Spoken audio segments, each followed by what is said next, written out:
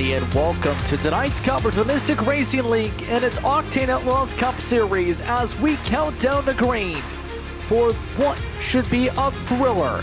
Tonight, it's the Oklahoma Bounce Show It Off 400 as the MRL decides who is in the postseason, who picks up war win stickers, and who will be on the outside looking in for the 2025 playoff standings.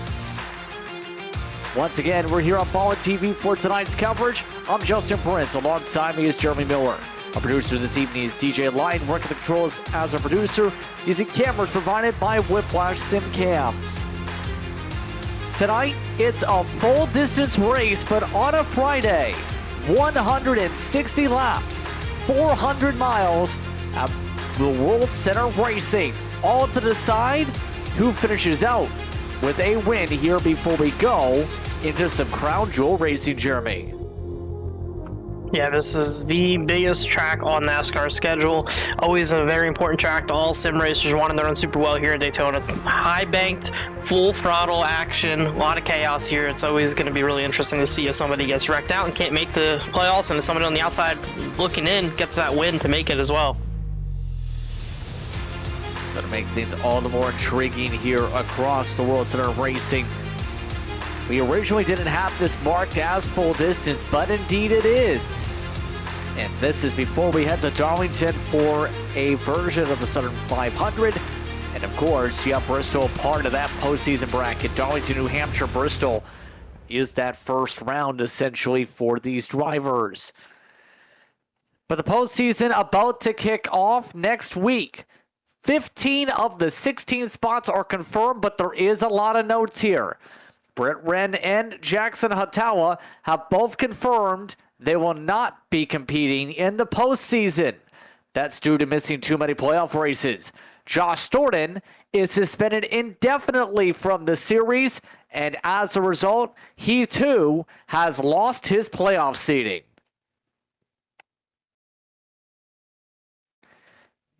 Only one driver here, Jeremy, has a chance to move on with a win-in situation. Stephen Gill, and that's if the 03 comes out to race. Yeah, we have not seen Stephen Gill show up yet here this evening, so if that does not occur, Jared Knopfsnyder would be locked in, as would be everybody else that you see on this graphic. So, looking good right now for the 82 car. If that 03 does not appear, nothing to worry about here tonight. Obviously, nothing to worry about for him points-wise as well. He needed just the 03 not to win, and if he doesn't show up, obviously nothing to worry about for him, so he'll be pretty happy. So we'll see what happens here over the course of 160 laps. Our stages are 40 and 80. Then an 80-lap run to the end. So should be able to about make it on fuel the first two stages here. Now, keep in mind that final stage will be an all-out war where many of the drivers have already been planning things out for strategy. 6 tire sets available in the pit lane tonight. Likely not going to use them all. One faster pair, 100% fuel since it is a full distance race. And these drivers are getting ready for what surely will be a battle here. Daytona is so intriguing when it comes to the strategy and when it comes to how luck comes into play to decide wins here. A lot can happen here tonight. Yeah, it's purely luck at this place is what a lot of drivers will tell you. I disagree with that. I think the driver makes a difference in plate racing. Now, obviously, anybody can win when we come to one of these tracks as the pack stays together, and something can go your way, but you'll see the same faces run up front most of the night because those drivers that are really good at controlling the lines will find a way to keep themselves up there, and you'll see some guys that just aren't as comfortable with being aggressive in the draft and pushing their way forward, and those are the drivers that you'll see filling up the mid-pack, and the biggest thing is just going to be avoiding that big one. Where is it going to start? Are you going to be behind it, or are you going to have a chance to miss it? Of note, 34 entries are in the field. 33 specifically should be intending to race. 1 is race control. Also of note, one driver may get the connection flag before we even start. Christian Barnes is the only driver not to qualify so far in this field and has been having internet issues throughout the entire session. So we'll see if that gets stabilized here tonight. We also see some different drivers like Benjamin Gerhardt making starts tonight with T1 Deed as his number here this evening. But Oklahoma bounce and show it off, ready to see who's going to show off here at Daytona. The field's finished up qualifying and is now transitioning over to the starting grid here for the World Center of Racing. It's going to be a transition race from the late afternoon into the night here from Daytona. It's going to be Brett Wren up on the pole tonight. The winner from the start of the season has Aaron Espy alongside tonight in one of two Camel cars here for AER. Reggie Kime, he looked fast at Daytona at the start of the season. He has Adam Holston alongside him. Holston's been having a very cold streak as of late. Row number 3, Alex Pollock with a very metallic paint scheme, and Alan Zukov putting together a good qualifying run. He looks for some luck here tonight. Row number 4, Andy Berry makes an appearance, and Morgan Cook. Now, the reason for the name is this is what his tag is for when he's normally a broadcaster for the Truck Series. He'll start in 8th here tonight, making an appearance. Derek Jewett starts in 9th, and Jackson Hatawa with a different number font rounds out your top 10, Jeremy. First driver to miss out on top 10 qualifying this evening. Starting at 11th is Michael Cole, joined by Andrew Allen in the 96 in P12. Our 13th starter is going to be Brad Nelson in the 33, and joining him, another one of those camo cars, Jacob Cochran in the 84. Rolling off 15th is going to be Christopher Bettany in the 64, and the 34 of John Ullman rolls off 16th in the Slim Chickens machine. 17th place starter is going to be David Moyer, and joining him is Zach White in the 77. And rounding out our top 20 tonight is going to be Joshua Gillen in the 10 and Caleb Hunt in the 78. 21st goes to Andrew Schob. He goes away from his signature Wendy's look to the Schob Depot car. Gino Valenti starts next to him in 22nd. Ronnie Foster starts 23rd. Ray Sean Wingfield will start next to him. Now, behind them, it's going to be Toby Ritters in that second camo machine. Jose Medina in the 18 car will start in 26th. 27th goes to Cody Giles. He returns for the first time in a long while. He was a winner multiple times earlier in the year. Gavin Henson will start in 28th. Now, 29th spot goes the way of Isaac Wilson with Joey Beam in 30th. Rest of the field will feature Jared Knopf-Snyder. Of note, a disqualification just came in for the 1 car, so Gerhardt will not be racing tonight after having the 32nd grid slot. And rounding out the field is Christian Barnes, who is dealing with technical issues during qualifying. Harold Tucker is race control. That's what Todd's Bobby running order here tonight from Daytona. Your end of longest line penalties tonight are Ritters, Schob, and Wilson. Those 3 will drop to the tail on this pace lap. So it's going to be an interesting night as you see the temperatures. Right now, track at 85 degrees Fahrenheit, air temp at 81. But of note, it's very windy, Jeremy. That's going to affect the handling. Yeah, that wind is really the only thing that I'm looking at here that I think matters. We're going to move into the night, the track's going to cool down, but that wind will stay throughout most of the event. What it's going to do is it's going to push these cars a little bit around in the corners, might not handle or get into the turn, down into the banking quite like you want to, and down those straightaways. When you have the tailwind, you're going to start getting really, really fast, but it might be harder to develop a run because that front car is getting a push from that wind as well. But on the opposite end of the racetrack, a lot of drag for your leader. We should see some bigger runs headed against the wind. It's going to make things all the more wild here tonight for when we go racing here in 1 lap's time. So, what are your keys if you want to get a win here at the World Center of Racing here? Take care of your car, but be aggressive. It's a hard balance to obtain at Daytona and Talladega. Plate racing is something that some drivers really do struggle to master, but I think there's quite a few guys that are going to find their way to the front and keep them way up there. And another big factor, teammates. You have some good pushers that are helping you all night long. It's going to make your job a lot easier inside that race car. Couple notes, a few drivers do have spotters tonight. Most are requiring the automatic spotter. But Alex Pollock has Evan Janik in the box, Despite suspension, Joshua Thornton has Andrew Allen, or rather Thornton is on Allen's box. We've also just had a tech issue for Jared Knopfsnyder. He just pulled out of the race, so he's now off the racetrack, was set to start 31st.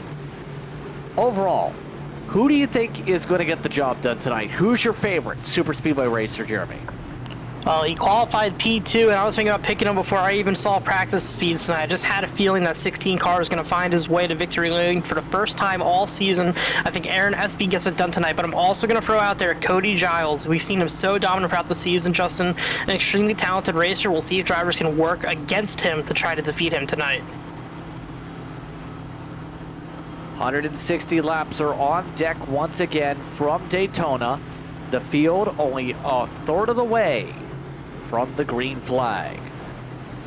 It's going to be an interesting night, to say the very least, from Daytona International Speedway, as this field gets ready to go green. Of note, the drivers with the EOLs appear to have chosen the top, or being lined up on the top for tonight.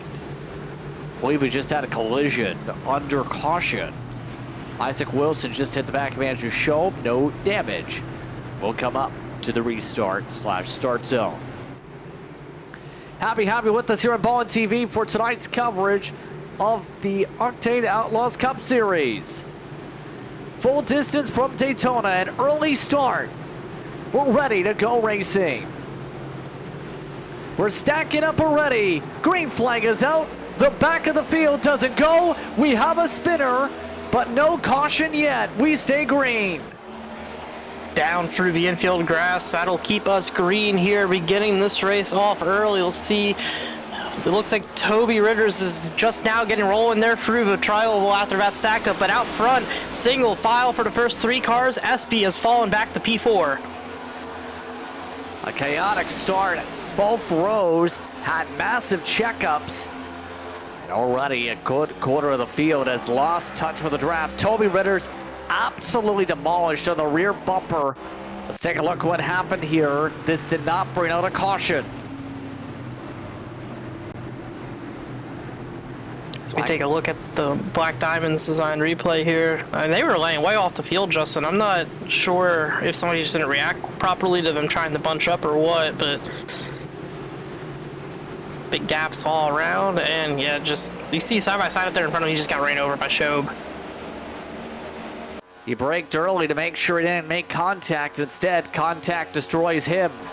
Christian Barnes, of note, did not start and has pulled out of the race. So Christian Barnes will not roll tonight. Pollock nearly pushed wide. He'll instead put Richie Kime up in front. First led lap with the way of Wren. Now it's Kime looking to show it's Kime time. Saw Kime there on the top, really squirrely. He was struggling to hold on to that race car as he made that aggressive move. That's something you got to be careful with. If you make an aggressive move like that and somebody's close to your bumper and you get squirrely, you might give the guy behind you no choice but to turn you, as they just won't be able to react in time. But Rin in the 24 is still controlling that bottom lane on the inside, doing a good job early here. So far near even for the most part between the rows. Noticing compared to previous runnings, these drivers are washing up a fair bit. This is one of the first times really we've seen drivers here at Daytona since they updated the cars and the draft models here. These machines seem to be washing out a fair bit off turn 2 right now. Yeah, just probably not quite perfect on the wheel inputs for a lot of these drivers just yet. As mentioned, a lot of them probably their first time at Daytona since we've had these changes, so it's going to take some time to get used to the way the car drives in the air now. A little bit different, but mostly the same. Have some experience at Dago with this, so it's feels pretty similar. The biggest thing is just it's a lot harder to get runs now. You're a lot more dependent on having good people with you. You can't really make the moves on your own, as they're trying to get 3 wide back here, but struggling to find that outside groove, and that's going to keep the 9 of Kime out in front of that lane. They're looking for any way around it right now. You'll see the car behind dropping down to the inside, Kime falling backwards on that outside lane. Alex Polk didn't want to wait, forcing 3 wide down the front straightaway, hit the wall in fact, and 1 and 2 still made the pass. And the tough thing about this package, and this seems to be the case like we've seen at Atlanta, It's so hard to get the second line going unless you have a great tandem. You have the numbers. Right now, they've got a good tandem. The numbers are starting to add up here. You see, that's the 5 of Giles up there. We talked about him a little bit on the pace laps. Really fast driver everywhere you go. Daytona, the great equalizer, but the good drivers still show through, and he's moving forward quickly in this machine. One of the only drivers I've seen be able to make moves on his own, and look at the way he's pushing outside line right now. Just 2-3 cars down one straightaway, he pushed that line forward, and they're still going in the corner. Giles showing his confidence right now to be able to push Brad Nelson forward here. This is now getting him into the top 5. Michael Cole, mind you, is giving a fair bit of space to the car in front. There's not a lot of coordination on the bottom right now, like there is up top side early on in this one. Yeah, the big issue for the top side here, especially for Giles, is that that car is going to get hot over this course of pushing with that. I think down this straightaway, this might be the last. Yeah, he's already looking to cool that engine, so not a lot of time you can be tucked up like that for the 5. And while they went forward while he was tucked up, now we're going to slide a little bit backwards as they just can't keep the engines cooled on the inside, or on the outside, I should say, quite as easily as the drivers on the inside line can do. Resetting right now as Morgan Cook, talked about him, producer and commentator, running inside the top 6 right now. He's in at blue 51. Interestingly, making the start here tonight, has been working on the truck series side of things since they picked up on V-Speed recently. It's going to show like that throughout the night, because here's the interesting thing. Apparently, you can change a driver's name for a session after they join said session, but it won't change it on the timing sheets. So this is basically the speed in regards to how things break down in terms of the sheet, in terms of how things go for the name. So, bit of a quirk. It's a very long name on the car, at least. The banner is something around like 5 pixel font or something like that. Yeah, definitely stretched out across that rear banner, but on the front banner, it's got the Cook plastered over top of it, so at least got a little bit of a Cook, as you can see that on the front windshield now as we pan out of turn 2. Inside line, though, still pulling forward. You see the Giles now down the 10th, that outside fizzling out. SB is pulled up in front of that lane, trying to find his way forward, though. Ooh. Bit of a movement in there behind from Benning, I believe that was, looking for a way to the outside, but there was cars there and nowhere for him to go. Now, we got a confirmation why there was 1D and Q here today, and we're going to phrase it that now for Benjamin Gerhardt. They only guaranteed 30 starting spots tonight, interesting enough. That's for Joshua Gillen, who's watching along. You had to make it on time here tonight, and a few drivers, well, didn't make it. So 3 drivers, including race winners or near winners who were in the postseason, end up being on the outside, including Jared Knopfsnyder. Yeah, fortunately for Knopfsnyder, though, that 0-3 machine not here, so he will advance to the playoffs even with missing tonight's event. But look what's happened since SV moved to that top. They've moved their way all the way back to the outside of the second car on the bottom. Rin is going to have a decision for the first time since the opening laps here of whether or not he wants to block that outside lane. He will not do so yet. He stays on the inside in front of Barry in that 25. That 16, though, he's to the right rear of that 24 just about. If he gets there, he can side draft him, pull him back, and we'll have a race. Be wanting a chance to take the race lead. Will he go for an aggressive side draft? Kinda will on Barry. These cars, by the way, are sparking a lot here. And one of his teammates is up the road. That's Toby Ritter's, that little dark dot on the middle right of your screen. That's staying to the outside here. Shouldn't be a factor. Yeah, Ritter's doing what all drivers expect of him here, predictably running the top and not causing any issues for those in behind. Holds a solid line there as our leaders come on by, and plenty of room down the front straightaway here. Nobody in the middle should have any issues with that 13 car up on the outside lane. SB, though, the outside line lost a little bit of momentum as that happened, Justin Eaton. It's crazy how much of an effect just going by one car can have, but they lost a little bit of that air across the right side of the cars, pushed up onto the spoilers, and it slowed down their momentum. At the same time, as I believe the 33 of Nelson probably was starting to get hot in temps, you put those two together, and there goes all of our progress. Nelson is getting very loose right now. I'm noticing, though. What's he going to be feeling in that race car? He is bobbling like crazy right now in the 33. Yeah, he needs to slow down his hands, really. It looks like he's just turning the wheel too hard on entry while he's still wide open because it's Daytona, and getting that rear a little bit out of the racetrack, disconnecting it from the front end of his race car is probably what he feels like he's feeling, but you just got to turn your wheel a little bit slower. You can't sharply turn it down into a turn. That's what's going to happen, especially with somebody so close to your back bumper. You don't have all that aero dependency to lean on. He's still bobbling all over the place right now in that 33. That's impacting this outside line significantly here. How long can he hold on to it? This is only lap 12, mind you. Does somebody try and shuffle him out? Because he is leaving a fair bit of space up the middle here too. Yeah, if I was Giles and it was later in the race, he's all over right now. You're definitely shuffling it out. The thing is, though, as you said, Justin, we're only a handful of laps into this race. It's not worth it. And he's wrecking. He just snapped in the middle of the trial, into the wall. They wreck into turn one. Caution flag is out for the first time tonight. Reggie Kime is in it. A hard slam for Rami Foster. More drivers like Cody Giles slide to the inside. And you could see that coming. That car looked evil for Nelson.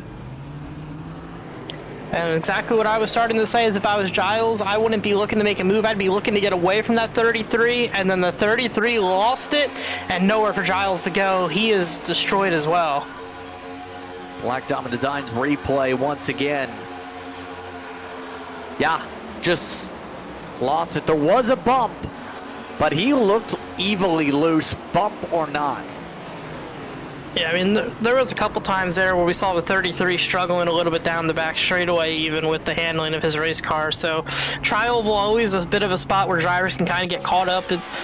I'm not saying lazy as if the driver's being lazy, but sometimes you can just fall behind your steering, like you get lazy with the wheel, and that's kind of how you can get loose in the trial here. That might be what happened with the 33. You see, he drifted up, and that's where I'm saying you just got a little lazy with the wheel, didn't quite turn it far enough on the entry of the trial, and then had to turn it sharp and got himself loose.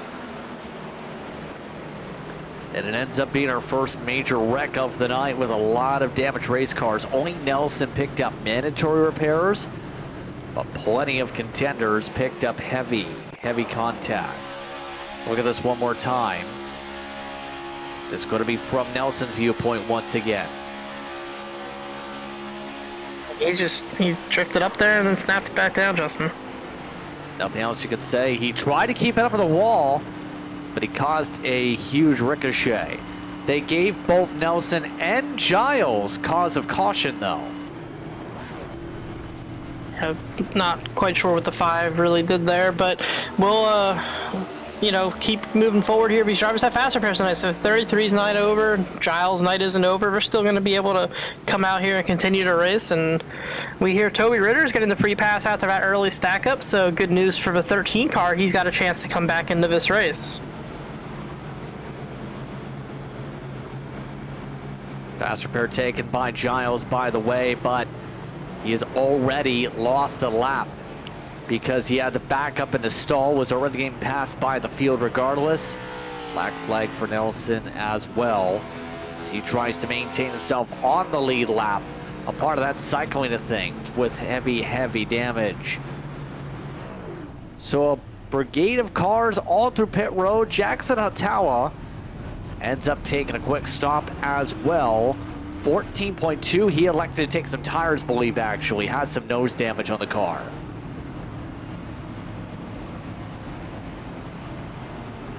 So everybody who came down was basically in the incident. No changes on strategy here, Jeremy, for this field. Everybody, in theory, would have been able to make it if it stayed green.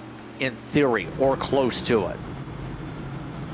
Yeah, fuel mileage should be pretty straightforward at Daytona for most of these drivers. You're either wearing a lot because you're in the lead, or you're not wearing very much because you're in behind, and you're able to run a lot of partial throttle and get a few extra laps out of fuel from that race car. So That's something that all these drivers are able to keep live updates with as they go, and I think 40 laps, especially with the caution here, should be pretty achievable for most of the field, if not the entire field.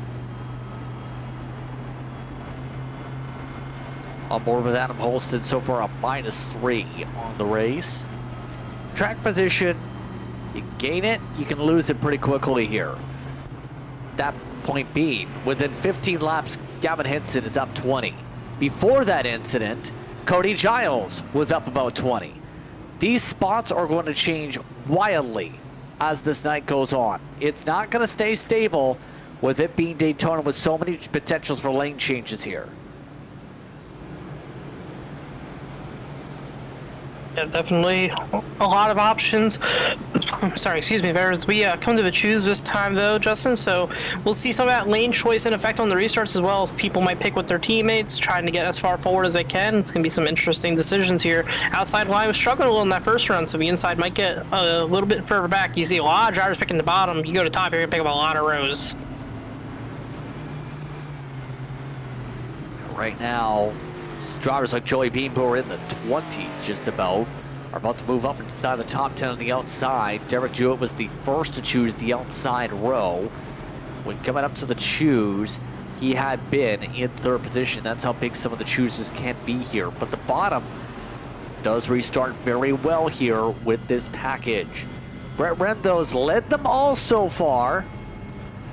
And of course, didn't have the attendance to be able to make the postseason in the late stages after being in the bracket most of the season.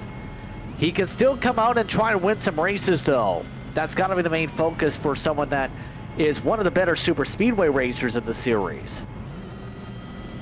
Yeah, always a good opportunity to win here at Daytona, and so he's, I mean, he's showing so far. Justin's led this entire field so far here, really strong early run, and that's what I'm talking about, man. So many people chalk these tracks up to luck, but the same guys run up front every time. Now, they don't always win, because sometimes you do get wrecked, but they run up front and they consistently put themselves in position to have a chance to win these races. So just about ready for the restart to reset your top 10, how they look. It's going to be Wren and Jewett, Barry and Holston, SB and Henson, Cole and Pollock. Then it's Morgan Cook alongside Isaac Wilson in the Ozzy Osbourne paint scheme. And we're just about ready to see how they fare out in this restart zone. First of those who pit, going to restart about 14th position. And we're coiling up again. Two drivers on the apron coming to the green flag. Backing away, Gavin Henson picks up a black flag. Ignore those tickers for now. Those will be cleared. The rest of the field, the outside didn't go at all. They've already lost 4 spots. No, it did not go at all, and that really starts with the second car in line on the top on a restart. You got to be pushing to keep that line going, the momentum forward, especially the leader getting the jump. But they got to clean up these restarts here, Justin. We saw a wreck on the initial start, and then that restart, the major stack-ups. These drivers need to find a way to get through these more cleanly if they're going to have a chance of continuing the races, because those stack-ups will lead to more crashes as the night goes on. But some movement to the outside line. Jewett with a great move to the top. Or sorry, that was Barry. That's Barry with SB, in fact, that's going for the lead. First lead change of the night, possibly it will be. Andy Berry clears in the BPR car. SB looking to steal his lead lap, though. It does go the way of Berry for now, but it's SB with the run. It's the Chevys that are working together very well up front. SB now takes the point here in the 16. Sparks flying out of that 16 as he rubs across the track as he gets to the lead. Heights all the way down on these race cars right now. It's going to get the 25 right to the 16's bumper though now. They're going to be pushing down the back straightaway. 25's clear again. We'll see if he moves to the top or stays in line. It looks like he's content to push that 16 car for now. Yeah, that's the thing. We are still plenty of ways away in the race. We're still plenty of ways away from the top 5 scoring stage points here. Obviously, for some of these drivers, potential playoff points are going to be very helpful here, to say the very least. especially when you don't know what's going to happen in the postseason. These races are going to get more challenging. We have a lot of different near full-length or crown jewel races in the postseason. Every point has to matter here. What's that mindset like when you're in the season finale, but also need to pick up more points before you go to the postseason? Yeah, everybody's looking for playoff points all the time as they go here. You see some pushing here on the outside line. That is Hautala getting a push here from Allen. They're the only two up there, though, and you got to be careful pushing that hard on the quarter panels. You can get a little bit offset and turn the guy in front of you, but they're going to fall backwards if they can't get some help up there. Two cars just can't do it on their own. Some excitement on the radio for some of the drivers here as some people wash up. Different look 96 car. Apparently, I've been under a rock because Andrew Allen is now a part of PSS apparently. He is now a B car house driver for Precision Speed Solutions as of late. And you see some help coming to Allen and Hautala there on the outside. Wakefield in the 23, he's moved up in front of that line, so he'll be receiving the push. And you see out behind the 96 now, a slew of drivers have come to the outside line, so they saw the progress that was being made up there, and they decided they wanted in. And we'll see if they can stay organized to start pulling back forward. Yeah, some of these drivers just trying to figure out a way to be able to gain some track position, have a little bit of fun with it. And that's the thing. Where's your mindset like? Do you prefer to ride up front? Do you prefer to be in the back? Where's your preference usually in these races? Yeah, I love plate racing, and I mean, it really varies from one race to another. You just gotta kind of feel out what you're racing with and what the guys around you are doing. If they're swerving all over the place, like a lot of them have been doing tonight, Justin, I'm probably riding around the back unless I'm able to control the lead. But I don't want to be in like this gaggle of cars where we're just nobody's handling well, nobody's looking too comfortable with the pushes. It's not where I'm comfortable, so I'll be in the back. But if it's a race where everybody's doing a really good job, really stable, really comfortable, I'm going to be up front as much as I can. Track position matters more than ever at these tracks these days, so you need to be up there all night if you can to manage that race and manage your pace.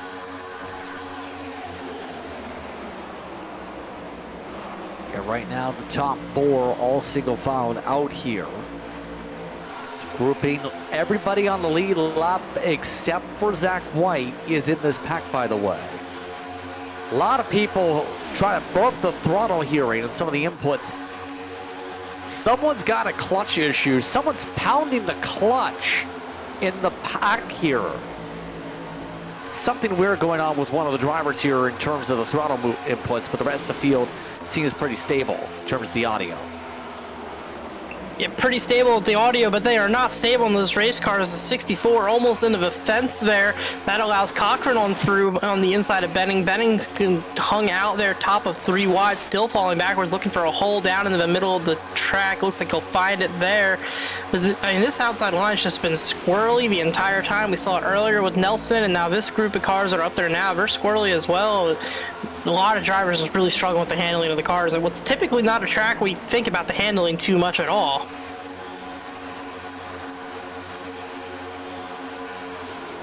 Yeah, right now, seeing some of the gamesmanship here. And that's the thing about these super speedway races I've noticed here recently is Daytona, when it was freshly paved, when it was early on in the builds, you could run full throttle, you would have barely any bobbles. Talladega is Talladega, a lot more room to breathe. Atlanta, it's a supercharged super speedway, let's put it that way, that's so difficult to drive. Daytona's become that middle ground in terms of the difficulty rating, but it used to be so difficult back in the day because of how bumpy it was in the first place. Daytona's kind of been in real life regaining that bumpiness here, you'd have to say, Jeremy. you have a character definitely coming back into this racetrack, and you look at where it's located, Justin, off the coast of Florida, hammered by storms every summer. You know, the track's going to age quickly no matter how much technology evolves, and it has evolved where the asphalt holds up way better than it used to, but it still is going to wear out over time. We also have the patch. You'll see when you come down here into turn 3, nobody ever really talks about it anymore, but when Paul Montoya hit a jet dryer in 2012, and there's this big patch down here right there, it just went over into turn 3. That can upset the handling of your car too, Justin. It's a bit of a bump, and especially when you're so low to the track like these heights are right now. You get your wheel input just wrong over it, and you got too much wheel in one direction. Oh, big move by Caleb Hunt. But you too much wheel in one direction, you hit a bump like that, it can really shoot your car pointed wherever your wheel is pointed.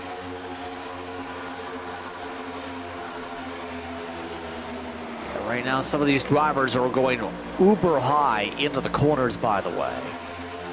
78 starting to nearly hit the wall. Some of the other drivers starting to spook their way up the racetrack. Mind you, the lead pack has started splintering. A few laps ago, Brad Nelson, Reggie Kime, Josh McGillen, Ronnie Foster all managed to lose the draft. So these drivers have been saying, we got to work together, we got to stay single file. They're in fact starting to the point where they're splintering and losing some of their other members within this 4-car pack with the way Foster's driving. Yeah, but I'm going to say this is good news for Nelson. He may not be happy in the car right now, but he lost the draft, but they're not going to get lapped before the stage end here as we just got a little over 10 to go, and he already used that fast repair, Justin, so this is probably where that 33 should be right now for a little while, just staying out of any potential trouble. As up front, I mean, these guys they're fanning out everywhere off the corners. They're really struggling to stay in line with one another.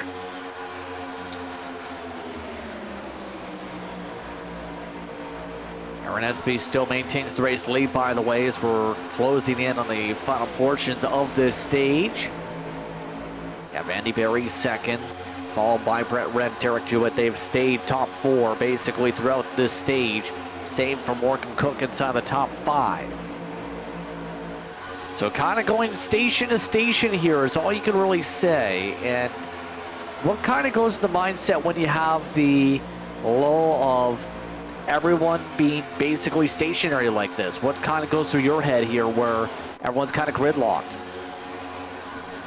It gets really frustrating when you're in the back of the field. There's nothing you can do to move forward. Like, if you're 5th, 6th, 7th in line right now in that outside lane, there's nothing you can do to make that lane go faster. You're dependent on the guys in front of you figuring it out and getting themselves forward, but if they're not doing a good enough job at it, you're just stuck.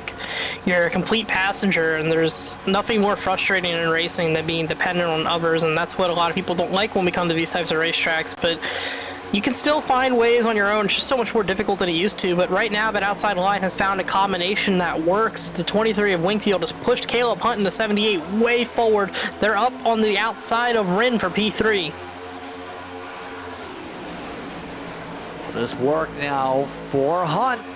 He's had horrific luck all throughout the season. Anytime he's had a good run, he's had incidents. Tonight, he's got the speed. Seems to have the precision to be able to focus forward here.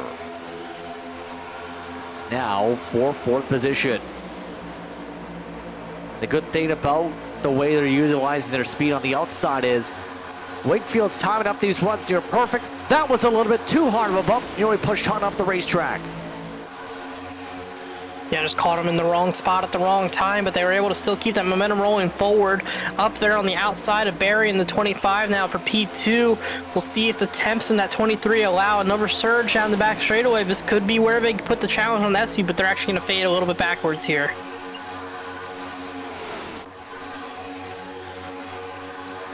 Yeah, right now, this is going to be interesting where things go with about 10 laps to go in the stage. Coming to 10 laps to go in stage number 1. Where will things fall is the huge question right now as we get set to recharge here. SP still gets the pole. Now Barry taking a poke. Doesn't elect to go for it. Likes to stay in line. As he had a chance to maybe poke to the inside. It would have been risky though. That outside line seems to be breaking apart.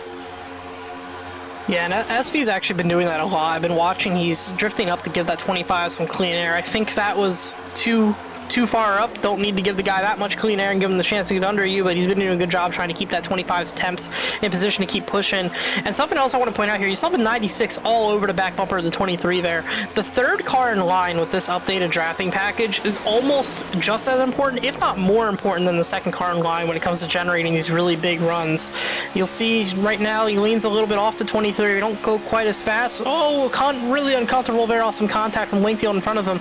But if you can get 3 cars hooked up to each other, pushing stable, you can find an extra 2, 3, maybe even 4 miles per hour down a straightaway just from that extra car locking up in that line.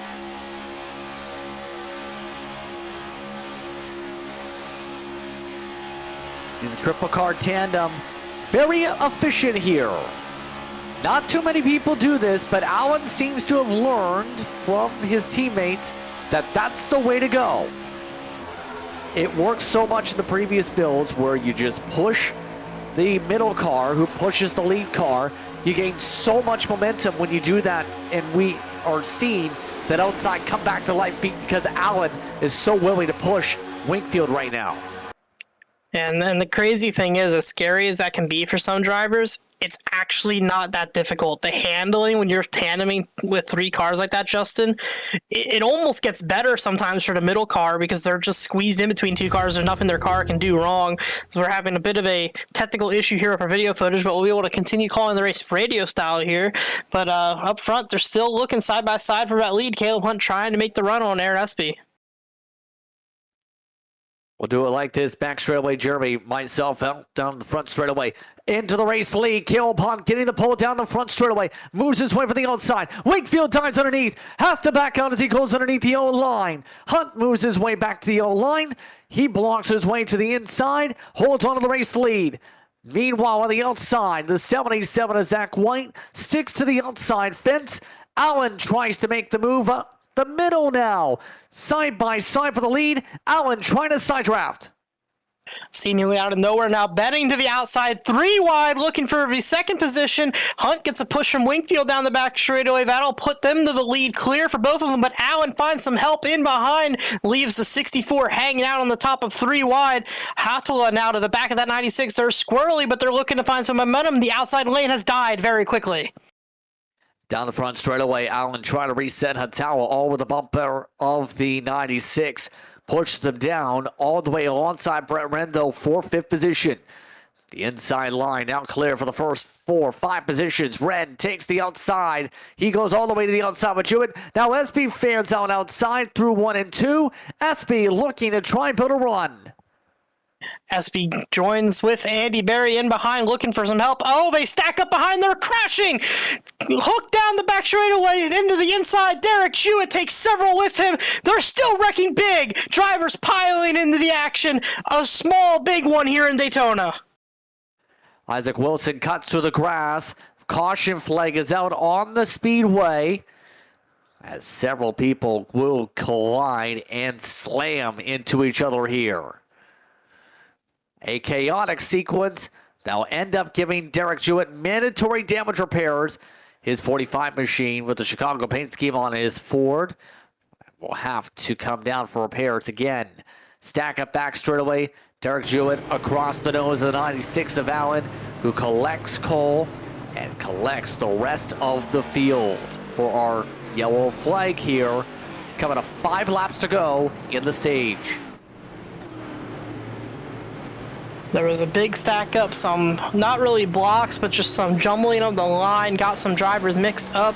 Jewett drifted a little bit high, trying not to run over the car in front of him. Nowhere for a 96 to go, and behind him gets into the left rear and triggers a wreck down the back straightaway.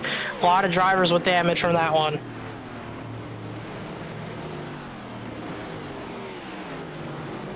Absolutely chaotic. We'll see what these drivers now can do here. Christopher Benning is backed out of the race, our first official DNF of the race.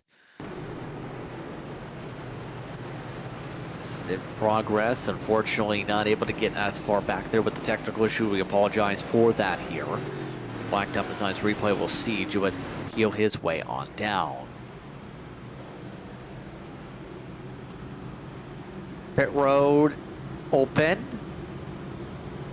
Hunt will keep on the racetrack. No one electing to flip the stage here. The field is confused. Race control has confirmed that pit road is closed. They are not letting the field come down to pit here. Take a quick break. Field will get sorted here as we're under caution. You're watching tonight's coverage of the Octane Outlaws Cup Series from Daytona.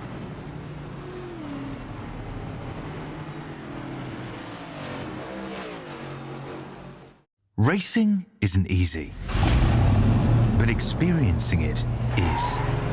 iRacing puts you in the driver's seat with the industry's leading sim racing game.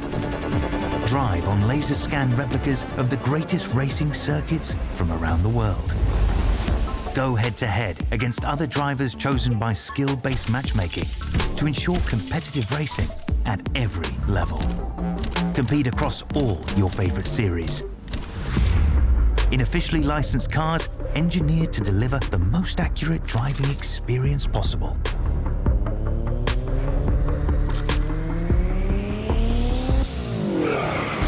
Join a race or host your own with players from across the globe. Race against the computer or in a league with friends. Feel the thrill behind the wheel. Visit iRacing.com.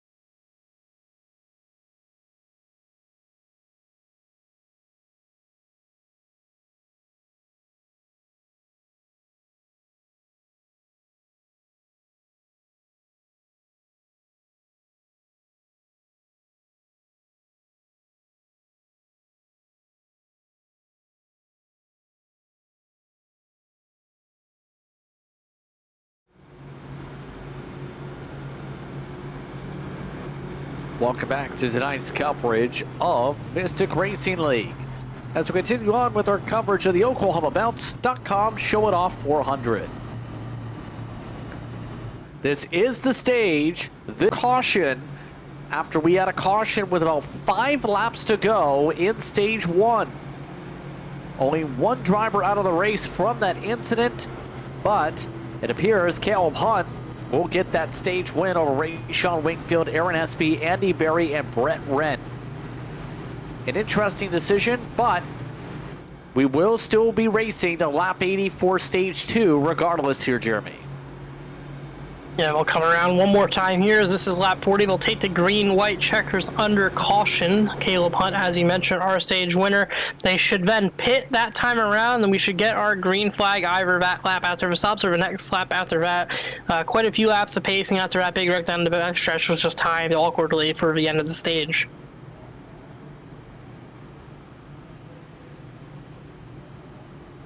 Here's a reminder of the race analysis for the breakdown. That final stage is going to be basically an A open, where it's a one-stopper on the fuel.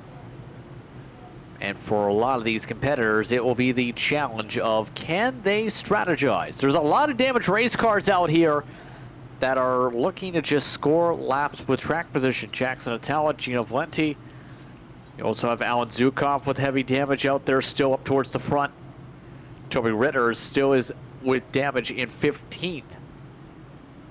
He was a lucky dog previously. Green and white checkered should be coming out this time. And as the field decides to start singing on the radio, it will be Hunt who sings the praises of a stage win. Stage number 1 goes to Caleb Hunt. He made some good moves there to get the lead at the right time, and then they crashed out behind, and he was able to bring home that stage win. So we're going to have pit stops this time by Justin. We'll see if that 78 can maintain that track position through pit road. He'll need to execute flawlessly to do so. And most of the field should be able to pick up tires here. In theory, the full fuel, by the time you get the service done, should be able to get the tires. So, should be pretty standard on the pit stop strategy of note. Rayshon Wingfield was the highest of those who ended up pitting from one of the previous caution flags. He'll get a chance to enter from second into the pit lane. On the bright side, the field having some fun on the radio during this caution flag. A chance for some team bonding here. Yeah, not much else to do at this point. They've been pacing for around 10 minutes, so I think the drivers probably wanted to get back racing, getting that hitch back, but you know, it's just some good fun drivers having on the radio, but it'll be time to put their game faces on as they come out of turn 4 to get down pit road, make these pit stops. Like you said, 4 tires should be the call around most of the board, especially with the handling issues we've been seeing here. I think tires are going to matter more than what we would typically say they do here at Daytona. So we'll see if anybody tries something different, but they're all going to need full tanks of fuel anyways. So 4 tires should be the call.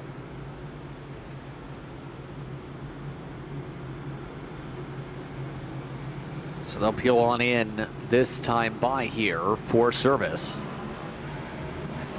As they shuffle down in the gears, make sure they make the left-hand turn through Calamity Corner. This should be the entire field coming on down here. No surprises expected. Wakefield did pick up a little bit of time there, trying to enter his pit box with an earlier stall. Well, that caused the difference for the race off pit road. We'll see as Espy goes a little bit deep. Someone does go a little bit deeper than that, but I believe everyone else makes it on through, no issue. Zukov missed his pit stall. Yeah, we saw Ren having to back up a little bit as well. As he mentioned, some further back pit stalls for the 23 and 78. 23 is going to win this race off pit road, just barely over Espy and Hunter. Actually, a good gap. Sorry, camera angle there was a little bit deceiving. But those 2 drivers, earliest stalls on pit road, essentially, they did a great job in the first stage, moving through the field, getting themselves track position as we move on in the stage 2. Our question mark now comes out. because it's going to be Joshua Gillen who stays out here 27 laps in a fuel run. If we go green more than 13 laps or so, he'll have to pit on his own. Yeah, we'll see if the 10 comes down this time in the closed pits or bites the bullet on the strategy, but if it goes green, this will result in him likely ending the second stage a lap down. Gonna need some help from cautions for this to work out, but our producer just pointed out to him in the YouTube chat because Josh's been talking to us here tonight. Awesome looking Butterfingers Simpsons car here, really, really cool looking car. I mean, I think he wants to see fight night at the racetrack in terms of some of the tempers. That can be entertaining. I'm joking. Please don't take that out of context. Regardless, we'll see what his choice is here in the 10 car. Chooses this time by, he would likely get a penalty. In fact, should get a penalty from the sim if he does peel down. And he will indeed keep it on the racetrack on a massive disadvantage on fuel. Everybody else in the entire field pit, and Gillen chooses question mark. He chose the middle.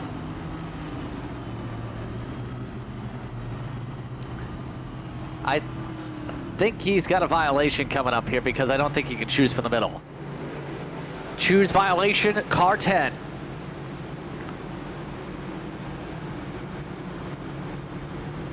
So I don't know. That strategy is not working out at all already. And that creates a interesting situation here because our control car ends up being on the top, I believe. I think they're going to make race on the control car here, so Winkfield and the outside line will be the control car.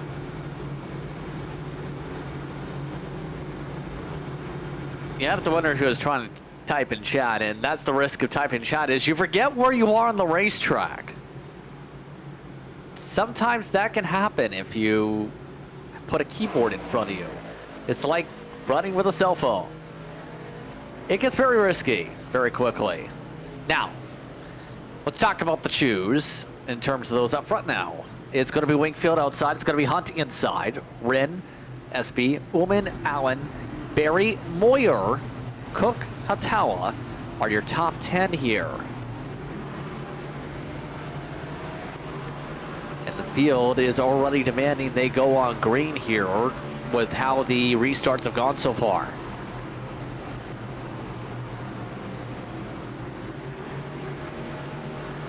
Well, we've seen some issues on the restarts, Justin. We just had 8 laps of pacing, so hopefully we don't see any of those stack-ups leading to a wreck here. But I'm not going to lie, I'm a little worried because there's some confusion in the front row.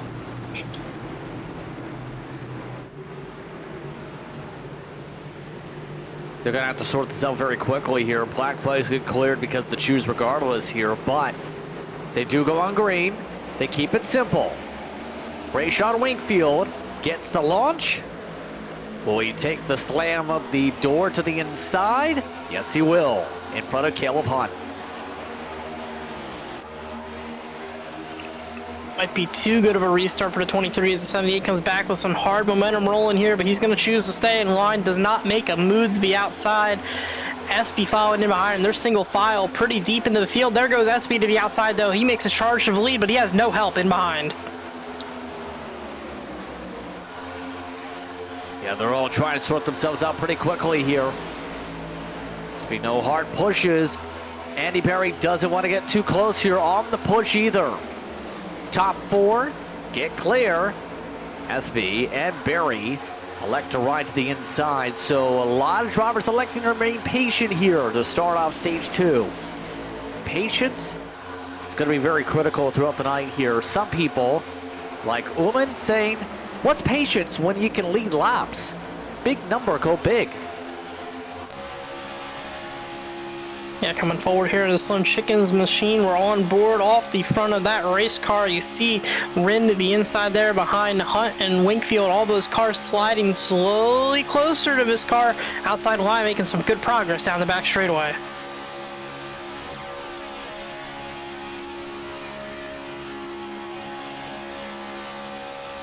See See some of the air bubbles. David Moyer not wanting to push too hard here.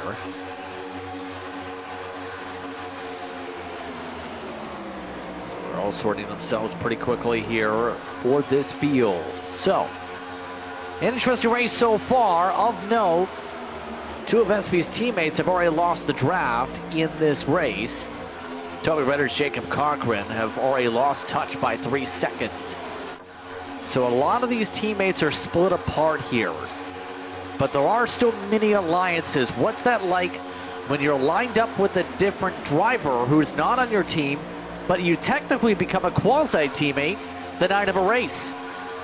I hate it, and it's a necessity of this package, and you have to do it, but being tied at the hip, tethered to another driver at a super speedway drives me insane, because nobody knows what I want to do other than me. Like, I know where I want to put my race car, I know where I want to go, but you have to be committed to people here now. It is just the nature of this package and the way things have developed. Like, you see SB up front, he's been trying to make moves since the green flag of this run. He's gone backwards. He doesn't have any committed help. He's trying to make it happen on his own. Now he's got the chance to push somebody. This is where he can have more control over his destiny even when he's being pushed. But Ullman almost made a move to the top side there. Looked 3 wide for a moment, but they're still going backwards in that outside lane. It's just so difficult to do about teammates these days, and it's they've touched in the 2 or in the 3 there. SB with a bad push to the back of Pollock, that could have been big. It's just not fun anymore, and it's really hurt the product, and I hope someday it can go back to being more about you and your own seat of your car making a difference for yourself. Yeah, that is a difficult situation, obviously, when you're having to work with various drivers, but again, super speedway racing has become the nature of working as a unit. Right now, the outside is trying to work as a unit together. Barry coiled up with Pollock. SB doesn't want to do the triple car tandem. They all back up the corner and separate out a little bit once again. So not bad of a start here to stage 3. The outside right now in terms of the lap count, in terms of times for those referencing, running about a couple hundredths last time. This time, a couple hundreds slower than the rest of the field, or rather the rest of the leaders. So the bottom is slightly quicker, just slightly, in terms of momentum, as your most positions gain goes to one of the drivers involved in an early incident, Ronnie Foster. Yeah, big movement for Foster out there in the P8 position for that 6 machine. Good looking Valvoline style paint scheme down there on the inside. He's in there behind Mr. V-Speed in the 51. Morgan Cook driving that car. He's got some help up there still outside line though, charging back forward here. We heard on the backstretch Hunt telling Wakefield to reduce his throttle input, and I think that might have helped this outside lane as they have surged forward quickly. There's going to be a challenge for the lead. Hunt though jumps up to the outside the block. Or no, sorry, Wingfield jumped up to the outside the block, picked up that lane. That's going to allow Hunt on the inside with a push from Rin. Rin on our pole earlier looking to find his way back to the lead. A lot of offset bumping right now. Ren not lined up square with Hunt. Same right now with Barry to the back of Wingfield. Para Toyota's controlled things up front. Wingfield trying to maintain inside. Brett Ren all over the back end of the 78. How difficult it is to try and make sure you get square for some of these bumps, because some of these drivers are sweeping back and forth just to line it up. Yeah, it depends on who you're pushing. It's going to be really difficult if the guy in front of you is not holding a steady wheel, but if they're driving a consistent straight line, it makes your job a lot easier trying to push them. You see a little bit of a bobble there by Pollock in the 3rd row there on the outside. Got a little loose on the entry of that corner, but they're still going to generate some momentum in that top lane down the back straightaway. They're staggered. They're not physically pushing, but they're still rolling that momentum. 25 just now getting to the back bumper of Wingfield there. A good push from Barry. Can't quite clear Hunt just yet, though. Inside line will pull back through the shorter path down through the inside of the turn. So for 10 laps burn in stage number 2 here. The field tries to sort itself around this racetrack. Looking like Pollock taking a poke inside. Thought about going around the middle. We'll say there's a lot of sparks here tonight. Memphis tonight. These cars, even with the brightness, just continuously keep going spark, spark, spark every time at the corners. They keep bottoming out like crazy. Yeah, it should just be the rub blocks hitting. I don't think anything mechanical or maybe even a little bit of the diffuser might be dragging the track, but these cars have rub blocks that are designed to hit the racetrack to prevent anything. Yes, big moment for SP. He'll lose the draft.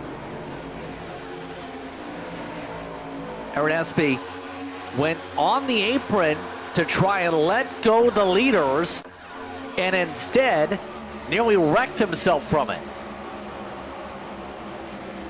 Yeah, he was not comfortable with what he was seeing up in the front of this field. Probably must have been feeling like there was a wreck coming, but not the way you want to get out of the way of the field here at Daytona. He was on the outside lane, Justin. He could have just pulled up and let people around him through the middle of the track and would have prevented almost having major problems there for the 16. And he looks like he lost the draft at that second group as well. He's in trouble. He's now dead last onto those on the lead lap.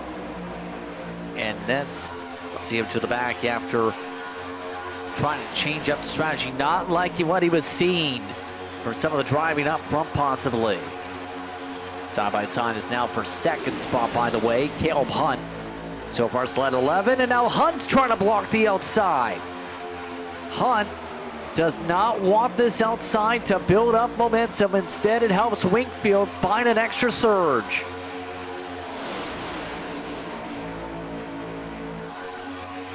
Big movement there for the bottom, though. They got way out ahead out of turn 2. Winkfield, though, charging back on the outside pretty quickly here with some good pushing out back from...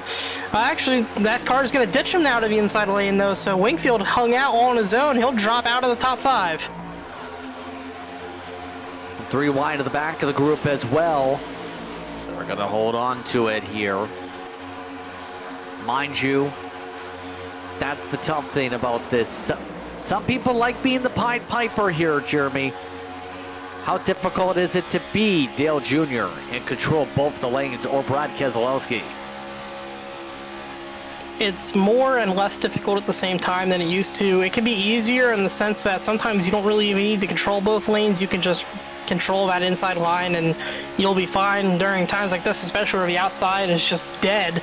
Nothing to it up there. And when they get really racy up front, though, it's very difficult because the runs are coming from every direction, and if you don't have a teammate behind you and you make one wrong block and somebody decides to hang you out, you go backwards like we just saw with Winkfield. He's almost dropped all the way out of the top 10 from that situation. Dropping like a lead balloon. Now, Winkfield just settles on down, lets the front nose breathe as the outside falls apart here. New lead car.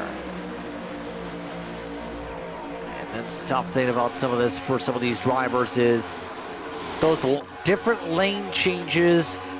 Some people like to work together. Some people see someone go, ew, new car, let's go somewhere else.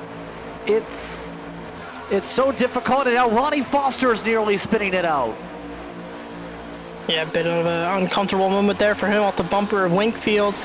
You see some action up there in front of them, though. Some cars on the outside lane now. That puts Wren on the lead on the outside. He'll hang out his help, though. Allen in the 96. He's going to fall backwards now unless he finds a hole in line quickly on the bottom. There's one right there behind Ullman, but he's got to be aggressive to take it. He went for it. He couldn't do it. He had to back out of that move. Allen nearly spun the car out, trying to move up on the outside line. Now he's dropped all the way outside the top 5 from that move. Allen's looked fast all season long. Just now resetting here in his machine to be able to get the confidence back up, it looks like. So for the rest of his field competitors for the time being, though, they'll look to recharge and reset. 103 laps to go in the race. Still a lot of laps to go overall in stage number 2. What's that communication like for a lot of these drivers here? There's still plenty of laps to log here before a caution. Yeah, right now I think a lot of these guys are probably just taking their time. We see some aggressive moves, and speaking of the aggressive moves, I will just back it up a moment to a question you asked me before we had some action up front there. A lot of the times you'll see those drivers try to hang out the guy who pulls up in front of them. I think across the sim, this is a major issue. Drivers' egos just get the best of them sometimes, and they think about the one position that they can pick up by passing the car in front of them versus the 3 positions they're going to lose being side by side with that car. And you know, just because you're passing the car doesn't necessarily make you making the best move. If the guy second in line pulls out and passes the leader of the line on the outside here, well, the inside line's going to pull forward 3-4 cars while that's happening. It's just not a positive move to make unless the guy in front of you is really holding up your line and you need to shuffle them out.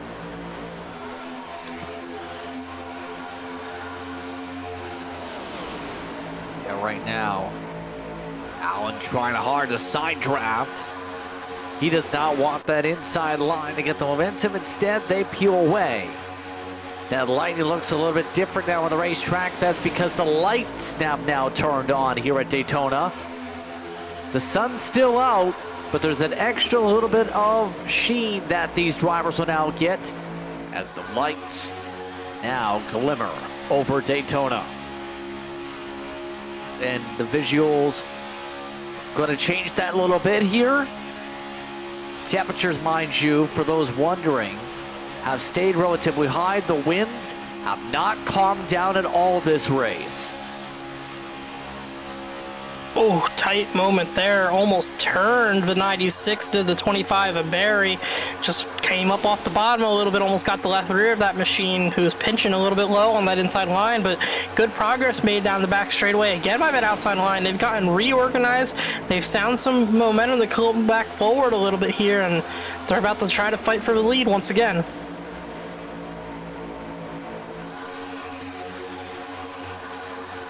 By sign for the point, Allen yet to lead a lap. That time Brett Wren, believe, got the edge. Yes, he did for his 21st led lap of the night. But it's going to be Allen. Now at the edge, Pollock, a great push. Making it stick in the corner. And it's going to see Allen now just about get the edge as Pollock has to let the motor breathe in the corner. Saw behind these guys a great move from Winkfield. Got middle 3 wide underneath that 6. Foster caught napping. Found a hole for that 23 machine. He's climbing his way back forward. He'll be 3rd in line on that top now as he made that work. The lap before he made a move to the top 3 wide. So 2 aggressive moves in succession, taking advantage of other drivers' placement of their vehicles. He's moving forward quickly in that 23 car. Back end, though, they've come back a little bit to him. He's got to push hard as that 3rd car in line to get back forward.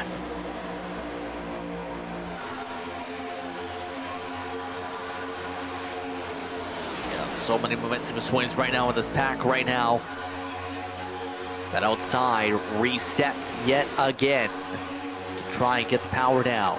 So, less than 20 to go in stage 2. Seeing a little bit of a bobble from some of these drivers. Ullman starting to buckle. These cars are starting to buck and weave again. It seems these cars getting a touch bit light again on the rear. As the temperatures cool throughout the night, handling will get a little bit better for that, hopefully. But the issue is, while the temperatures may cool outside, Justin, we get later into night, later into dark, the temperatures get hotter inside the cockpit of those race cars. Drivers start to get a little more aggressive, a little more fiery, and they'll start to make more mistakes, which can lead to those handling issues catching up with them. But Caleb Hunt up front picked up the outside lane, gets to the lead, shoves it back to the inside in front of Wren in the 24, but he doesn't have help yet as that 24 is a little bit too far back. That's going to get Allen clear in the 96. Just barely at the 78, but he won't take anything. Caleb Hunt back to the inside line. Oh, here comes Winkfield now, taking it 3 wide. Allen tries to block them all. Allen gets a huge run. He'll take his first lap of the night. Winkfield trying to drive through him with the shoves. Allen stays to the outside. No time to be able to move down yet. Wingfield's been picking them off one at a time on the outside lane, catching these drivers out and picking up positions. Got a little lucky there, but Allen picked up his run with that blocker. He might have went backwards as the rest of the line stayed in line behind Pollock. But look at that outside line now. They're all clear. Wingfield to the bottom. He'll take the lead from Allen as they enter turn 3. Allen side drafts hard to keep side by side. Allen Once again gets the run high side. Ronnie Foster is now the one that's going to be the pusher. Allen does remain clear. Here's able to move to the bottom, and Allen locks off the bottom. So back and forth on the lane choices now for the 96 as Allen looks to reset. Oh, a bit of chick up. They coiled up hard on the inside. Ronnie Foster now does take the lead, and look at Reggie Kime. He's back up front again. He in the 6 clear. Gino Volante back in the picture. We haven't seen him much of the night. You see Hautala back up his front as well in the 09. He's charged his way back forward. Names starting to change as we get closer to the end of the stage. Drivers beginning to position themselves to try to win this stage and jockey for that playoff point, ever so important in the final race of the regular season.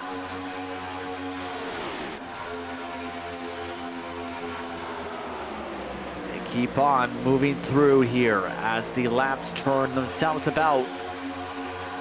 A lot of back and forth now for the lead. Less than 15 to go in the stage. Oh, they're now dragging the walls down. Hatawa goes for a big block. Now Unti goes to the inside looking for the lead. The 35 going to the point.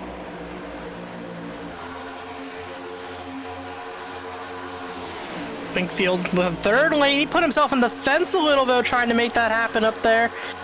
It's not going to work this time quite as well as it has the other times for him if he doesn't find some help. The middle line looking to hang him out. Well, he's going to get some help, though. Looks like Wingfield's going to gain the push. They're still going to be 3 wide. You see up front, though, that's hurting the outside line. This is what I was talking about. You get 3 wide like that, you don't get something executed, the entire line will start to struggle. They're falling backwards as we head down the back straightaway. The inside pulls ahead by several car lengths. Now here's supercharged and our triple car tandem. Black Flag Motorsports machine now holds on to the front of the field. Pollock getting a little impatient, trying to join outside for a moment. Ronnie Foster losing all the momentum. They're racing like it's the last lap. Now they're ditching out for the race lead. Looking at a blacked out besides replays. They battle up front. Let's see what happened to Reggie Kime here. See a hard push into the back of the 6. Does a good job, keeps his foot in it, pushing that 6 car. And he just got loose on the entry of the corner. Does a great job holding on. That could have been terrible for the field if he caught the right rear of that 24 machine. Able to hold on to it though, and has to reset in the heart of the pack. Hatawa was not able to get the chance to go for the race lead, but Alex Pollock does. He's got a teammate from FSR. It's Brent Wren who takes him forward. Now Wren ditches his teammate and nearly wrecks him. Huge checkup as Wren let Pollock back down. Hatawa now looks to try and get the run. Hatawa looks to build up the run with Allen. Side by side again as they continue to swap back and forth, back and forth. This is how we're racing with 13 laps remaining on the stage. I can't wait to see what they're going to do when it comes down to the end of the show tonight. They're racing so hard up front right now. You saw the 92 of Pollock almost wrecked himself with an aggressive move in the lead. And Wren behind him as well. You see, look off the spoiler of the car right here. Wren to the inside of Hattala trying to push his teammate Pollock clear, but Hattala is going to get a great run down the front straightaway. He'll definitely lead the lap this time by. He may even clear a leader. Indeed he will. A huge cut. The 09 hard down to the inside. Hatawa now able to hold on in front. Still coming up to 10 to go in the stage here from Daytona International Speedway. Everybody wants those points here in the top 5. And one driver will get that elusive playoff point. And now it's going to be the matter of how are you going to build up the run to try and get this stage when some of these drivers are looking like they're trying to reset for some runs here. trying to reset. Also, just some disorganization on the outside line. Not many cars up there right now, and those that are not really pushing one another. The inside line pulling well ahead right now. Will somebody pull up to that top to try to pull that line back forward and pick up the momentum as they start to find their way back forward? It looks like Allen lost the lead of that line. He has a car in front of him now, trying to pick up who that was. I believe it. Oh, another big movement up front now. It's going to be Pollock to the outside. He'll take the lead back in the 80 or the 92. Going back and forth still. No one having fully secure control out of anything right now so far out of these drivers. Right now, Pollock is the one who holds serve, though. Now they take 9 laps to go in the stage. It gets darker. Atawa, hard cut outside. He really wants this thing. He really wants a stage win. Yeah, he's looking for that win for sure now on the stage, but he's going to go backwards down that straightaway. As once again, the outside line just not able to get organized with the momentum that they needed. There were some lapped cars up there on the top as well, trying to make that lane forward, and they've fallen a little bit backwards. You see some drivers have dipped down to the inside as well from that outside line.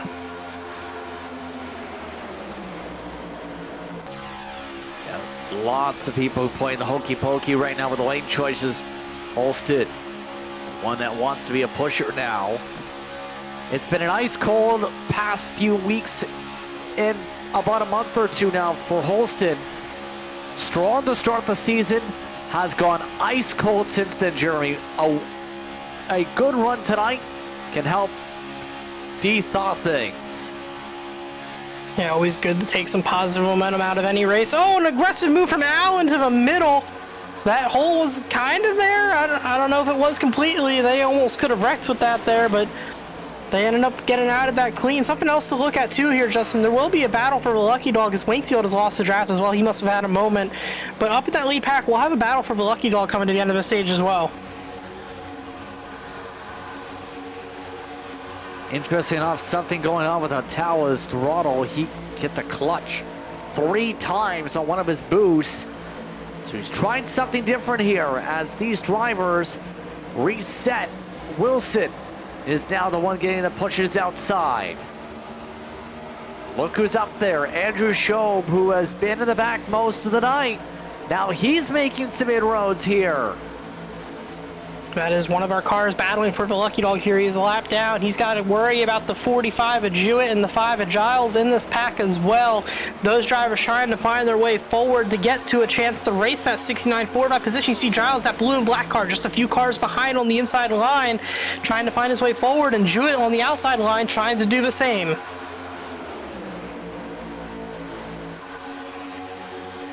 Oh, some contact.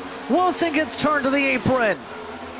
No caution, no movement from the flag stand. We stay green. The 93 is able to rejoin as Wakefield will drive on by Wilson, who spins it on the apron. He's got time to get this back going and stay on the lead lap. No damage to that machine. He'll be okay if he can get it back going without going that lap down. So we take a look at the Black Diamond Designs replay. Wilson on the outside lane gets a push from Hautala. Kind of just came down on his own and turned himself across Schob's bumper. Big bounce over the curve there. He's lucky that car didn't end up on its roof. Able to keep it on the pavement for the most part. He is now back going, but he is a ways back behind everybody else on the racetrack. In fact, the second pack is now passing. The second pack is 30 seconds back of these main front runners, by the way. Right now, 16 drivers up front, less than 5 laps to go. There's a look at the second pack. These drivers have been running a good 3, 4, 5 tenths up the fast laps all this run. Yeah, they'll be okay. There's not enough laps left in the stage for them to get lapped, but we get a good look at this gap here. We saw those cars go by, and just out of our picture, here come our leaders now crossing the start-finish line. So a lot closer to the back end of the, or to the front of the field than they are to the back of the field right now at the back end of that pack.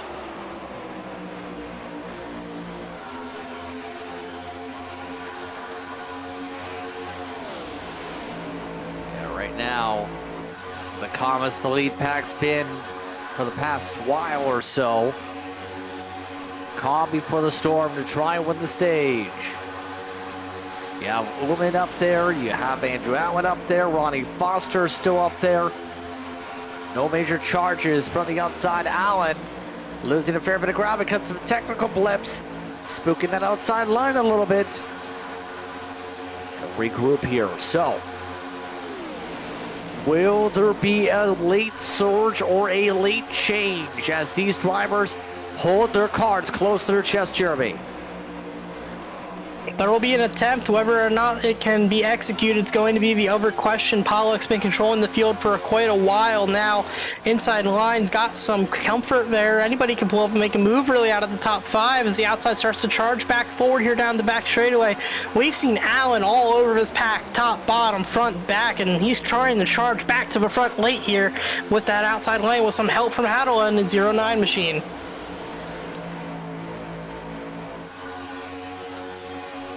Yeah, right now, that outside's not coming up quick enough. Ullman's thinking about some moves. Pit road is closed. 2 laps to go in stage 2. Race control confirming that on the radio now. And will there be a surge? That's the question right now. Ullman seems to be trying to line something up. Nothing going here. There goes Hunt. He goes for a move down the straightaway, but some people want out. No help right now for Hunt. See a tight move made to the top there by Zukov. He gets to the outside of Hunt, but he doesn't have any help as Allen sticks with that 78 in the middle. That 91. Oh, he almost turned the 78. Too big of a push there from Allen. They're getting chaotic here as they take the final lap of stage number 2. White flag for stage 2. Final time around. Hunt still trying to work with Allen. Still ways back though to be able to try and get a stage win. All of this is with Pollock and Wren, 2 teammates, controlling the front of the field.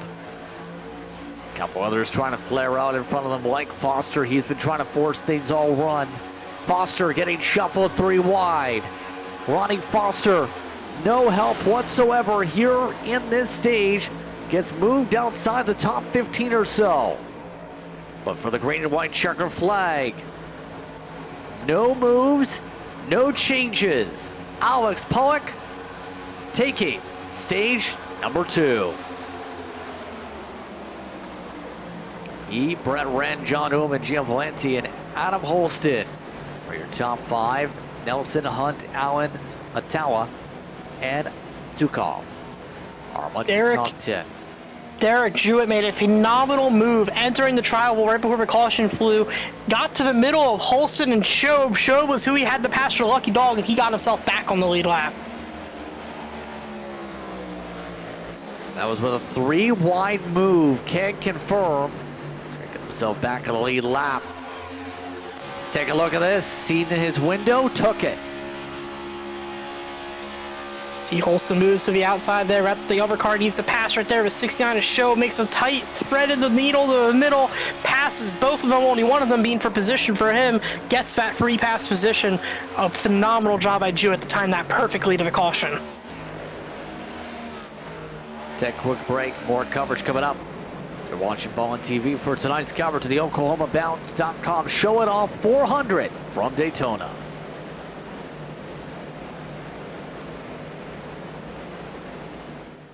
Racing isn't easy, but experiencing it is. iRacing puts you in the driver's seat with the industry's leading sim racing game. Drive on laser scan replicas of the greatest racing circuits from around the world. Go head to head against other drivers chosen by skill-based matchmaking to ensure competitive racing at every level. Compete across all your favorite series in officially licensed cars engineered to deliver the most accurate driving experience possible.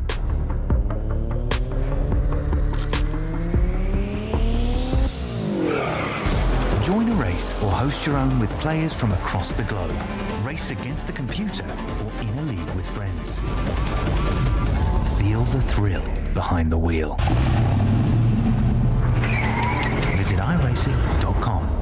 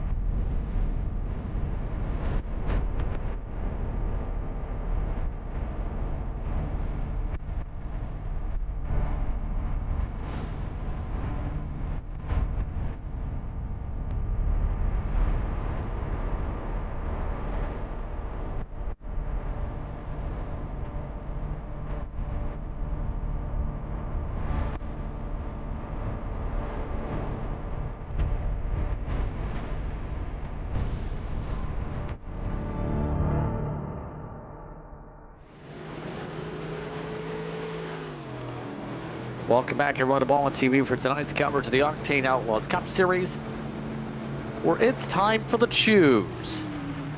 And much of the field choosing the bottom here. Not a lot of people electing to try that outside line here, Jeremy, to start stage 3. I almost kind of wonder if they weren't paying attention just in so many cars took the bottom there, but that'll be others gain, while those drivers lose quite a many rows that chose the bottom further back. It is a bit of a gamble for some here, but depending on what happens on the outside, it might be a huge boondoggle for a couple of those competitors.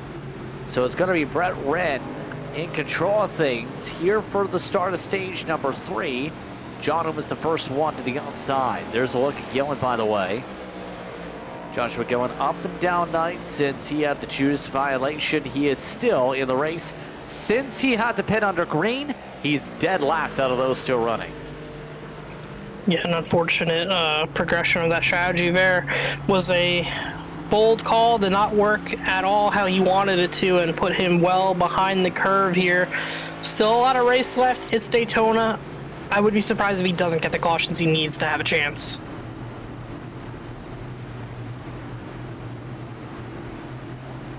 So they'll get things all situated here when they get back going in the next little bit here. 76 laps when we get back going will determine how this stage fares out for the field. A lengthy run here for the field. Temperatures on screen, by the way. Track temp is slowly going down, same for the air temperature. It's expected to stay very hot here. Still 79 degrees air temperature for this upcoming restart. John Newman trying to time things up. Green flag is out. Back underway. Great start for the inside. See that outside line? No launch whatsoever. Ullman going way backwards. He's going to have a hold of the inside here if he wants to take it. He does not yet. 6 cars now by that 34 machine on the inside. Make that 7 with the 33 pulling on by now. Well, Justin, I guess they were right to pick the bottom because the top just had a disastrous restart. It's happened a few times here tonight, and it happens there. When the choose car is not on the outside, you see what happens. And Now it seems like it's going to be fuel save o'clock. Time to save fuel. Most of the field running that yellow line, trying to save gas in the draft, Jeremy. Yeah, their numbers should be fine to one stop it, but you want to take as short of a stop as you can on your final stop here. So drivers are going to look to save as much as they can to shorten that fuel load that's needed at the end of this run. But I'm expecting most of them to take 4 tires under green and fill it, if not nearly fill it.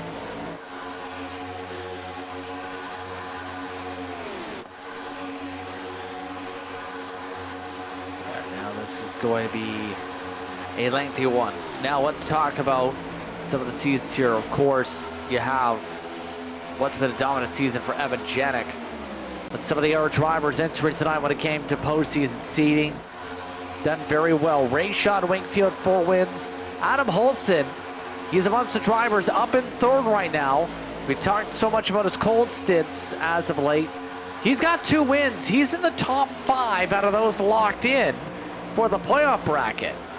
So he's in a decent spot here with what he's been able to do. Yeah, and this would be a great day for him to go up and get another one of those wins, pull some more playoff points to himself moving into the playoffs. An extra win is an extra buffer, and every little bit can matter. If he ends up in a situation where he only makes it by a couple of points and he won tonight, he can look back at this night as a major difference in his season.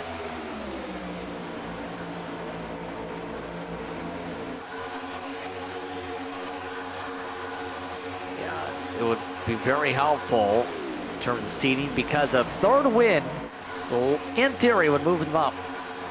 You also have 5-Star Racing that this week all ran grayscale paint schemes. You may have noticed that here tonight. All their drivers who are on the entry list, all matching on color scheme to stay in sync with one another compared to their normal looks. So a gray out, so to speak, here in Mystic. There's some good looking cars there, some nice looking designs. This 24 has been catching my eye all night. I love the silver, the way it's been reflecting the lights all night long, looking really good. And it's been out front for a lot of it, Justin, so it's been on screen quite a bit. Great performance from the pole so far for the driver of the 24. I'm going to repeat things from earlier on in the season, to say the very least. And one of the things touched upon was again Wingfield with a lot of wins on the season. He's been aggressive, but that aggressiveness has seen him come away with multiple checker flags this season. Yeah, aggression's what it takes to win. You see some movement already here out of Wingfield right as we get on board, looking to find his way back forward, coming on the outside line. But there is so much traffic in front of him, Justin. It's going to take him a while to pick his way all the way back through this field.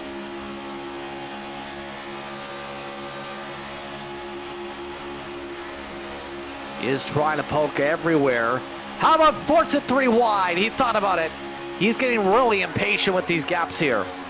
Yeah, he's got a lot of time left, so he doesn't need to thread the needle that hard. But if the opportunity presents itself, there's no issue taking advantage of somebody leaving that middle open. But you just got to be careful picking your moment when you do so.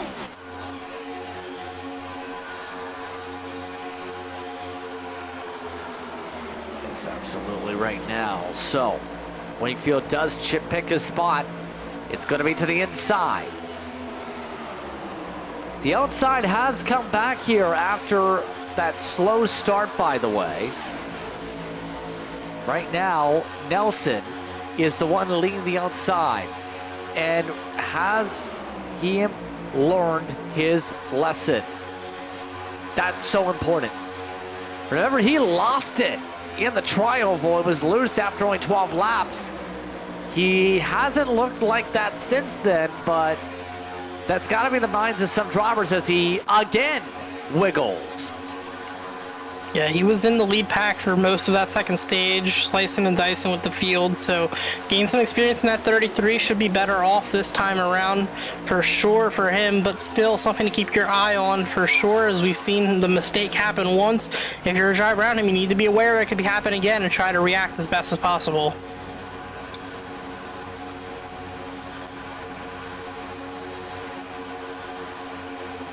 Yeah, right now, See those lane motions still working themselves up here. Ronnie Foster's tried so much to get all these lanes to work for him. We haven't seen much of Foster this season, and it seems that's where the respect needs to be earned here for some drivers. Foster has just not been working that well or gelling with some of the others as we go 3 wide again. And sorry to laugh.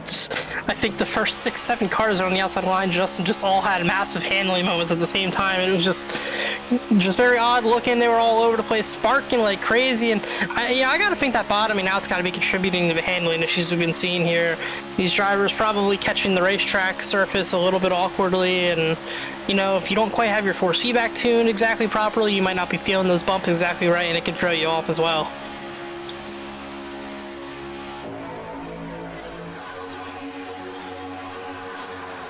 Lots of chaos amongst these drivers still.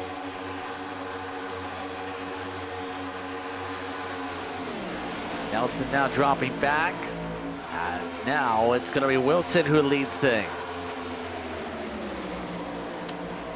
Touch upon the rest of these drivers in terms of conversations. A lot of these drivers are logs because of their attendance, because of what they've done in speed, because of what they've done. Isaac Wilson very quietly actually has the 3rd seed with the playoff standings because of the playoff points he scored with all the stage wins. He's had a good season. He's got a special paint scheme as we touched upon tonight. Yeah, nice little Ozzy Osbourne tribute here. We been seeing some tributes across the sim all week to some figures that have died recently, passed away unfortunately. It always comes in threes with the celebrities, it seems. So Ozzy, very beloved by many, and a good looking race car for the 93. I'm sure he's hoping to bring it to victory lane in remembrance of Ozzy Osbourne.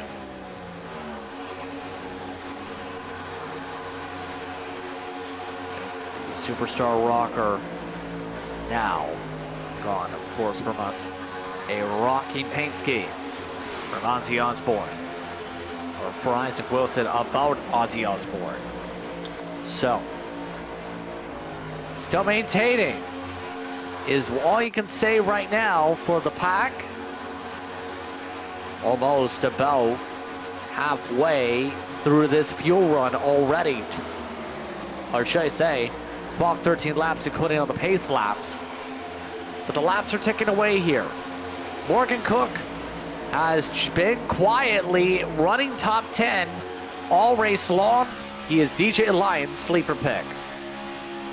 Yeah, the entire organization of V-Speed driving this machine here tonight. A lot of hands on the wheel, a lot of feet on the pedals, but they're finding a way to get it done. Up in the P7 right now, quietly has been hanging around in that nice blue 51 machine.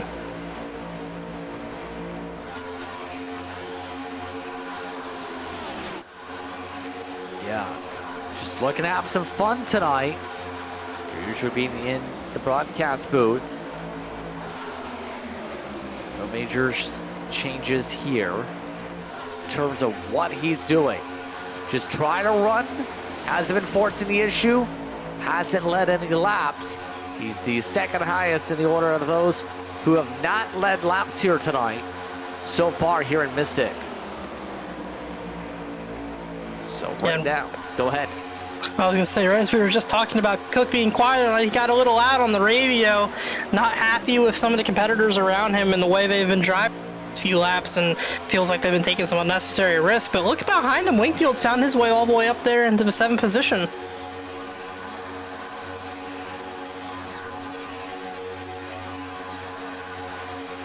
Yeah.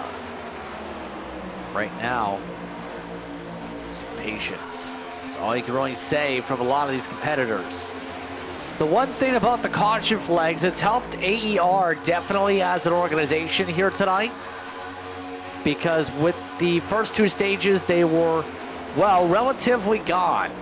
Not in the main pack, not having fun.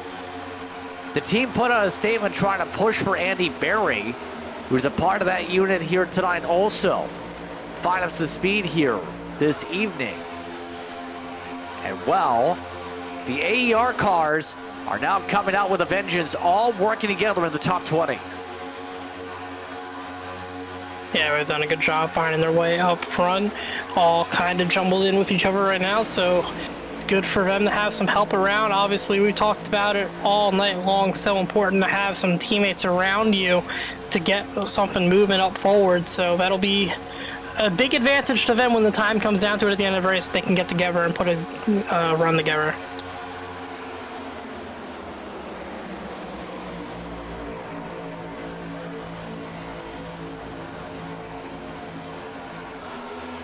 Right now, field just playing games, patient things on.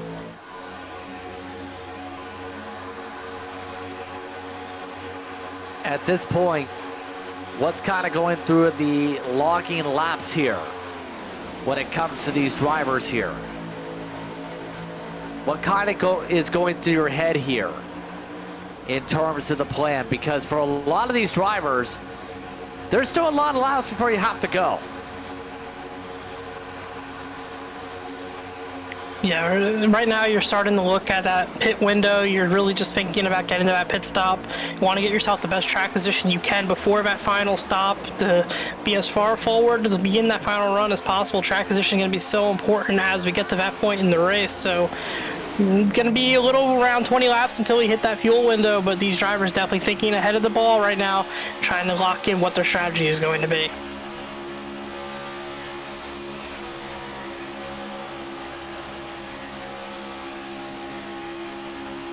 So many Camel cars. You have to wonder if they're going to just blend in the background, you know what I mean? Very punny, but they're just running around each other trying to keep relatively close on the racetrack within arm's length with less than 60 to go. Of note, by the way, 4 drivers are not in this pack who are on the lead lap. Gavin Henson, David Moyer, Alan Zukov, and Zach White are the drivers that are not in this lead group. They also have a couple lap cars that have straggled into their respective pack. Right now, their lap times are half a second off the pace compared to the leaders. Not enough momentum here. Yeah, just not organized in order or pushing with enough speed. Doesn't really look like they're pushing at all right now, so it's not going to be helping their lap time at all back here. But these drivers at this point just hanging on, not going to be able to recover from this position. Going to need cautions to help them later on in the event.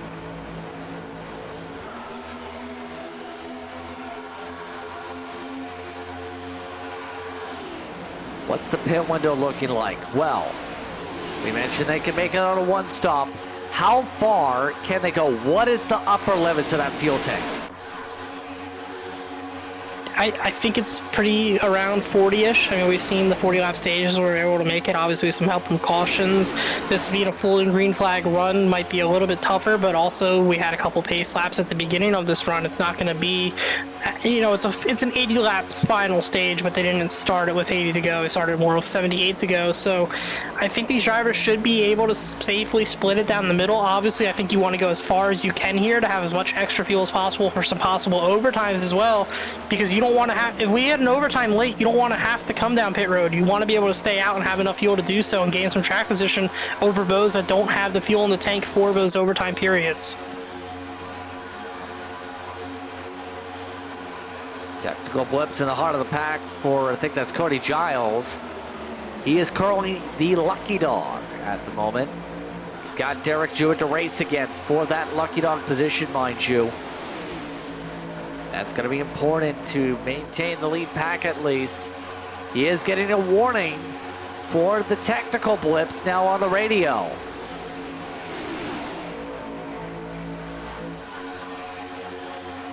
Did Jewett not get the free pass under the previous caution? I thought would have been. He is still a lap down.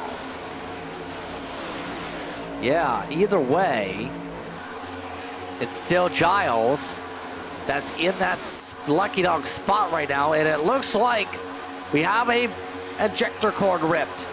Morgan Cook on the bottom. Morgan Cook nearly wrecked. Huge checkup from Michael Cole. That is 2 times tonight we've seen a driver make the poor decision of trying to let the field by on the apron down the back straightaway. If you don't have enough space and time to get up before the corner, you just can't make this choice. I see he might not have chosen to go down there, but a big stack have gotten to the back of the 96, and nobody wanted to help him out and let him back up on the racetrack, and he ended up running out of space. Trouble, live action. We've just had a crash. Ronnie Foster is the wrong way around. No caution though. We stay green. Ronnie Foster, who is running about 18th, nearly flipped over and has towed after getting hooked by John Ullman. We take a look at the Black Diamond Designs replay. You'll see a massive hit coming up here for Ronnie Foster. Just got on the apron, oh my god, landed on the roof of one of his competitors there. Massive contact from a 6. That car is destroyed. Look at the right front tire. Yeah, that right front tire absolutely cooked. Roof car would have been Cole. Yeah, went right off Cole, nearly ramped over him. I believe he did. Cole's lucky right now that we don't have some damage rendering on that part of the race cars apparently, because he should have lost the roof of that car, Justin. I mean, that right rear tire just went right across the windshield and through the roof. But we'll take an onboard look of Cole here. You see that 6 of Foster pulls in front of him here on the bottom. Ullman in behind him. Foster just gets on the apron a little bit, gets turned. Slow it down here. This car is going to pop up. Oh my goodness. My goodness, indeed. Again, no caution. That significantly damaged Cole's car. Well, not enough to lose the draft, but he is damaged now, I believe, a little bit. Just a tiny bit, if that. Race leaders, mostly single file. Still 53 to go at the stripe. With Brett Wren in control, he's led 46. Yeah, it's been a controlling performance out of that machine. You see he's got 2 of those grayscale cars we were talking about earlier behind them. Some teammate help. That's what we've talked about all night long. It's what it will take to get it done here tonight, and they have done a great job controlling much of this race.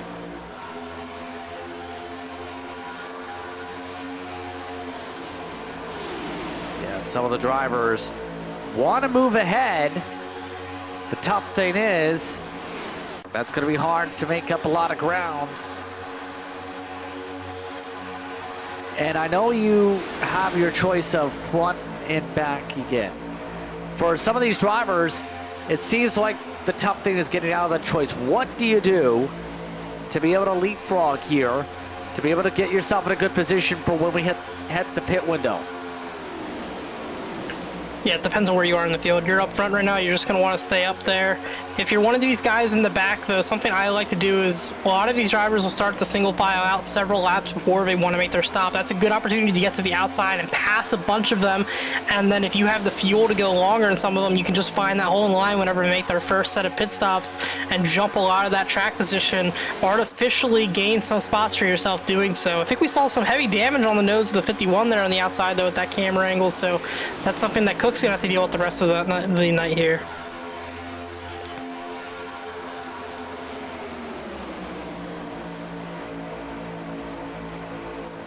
Now, the field just taking the patience wise. Patience, patience, patience. It's a virtue. AER, at the very least, is making it clear they want to work together here. Watch for Tony Ritters to cut up front.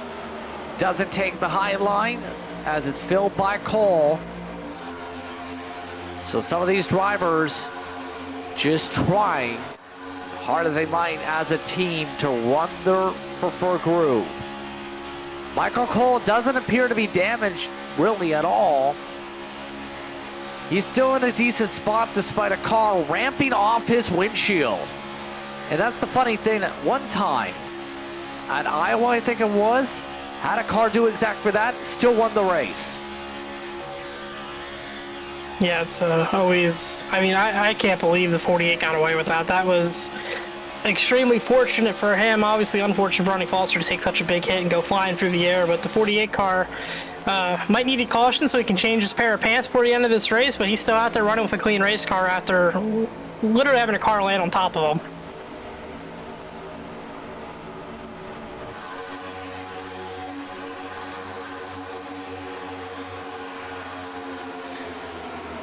Field members just shuffling as they conga line around.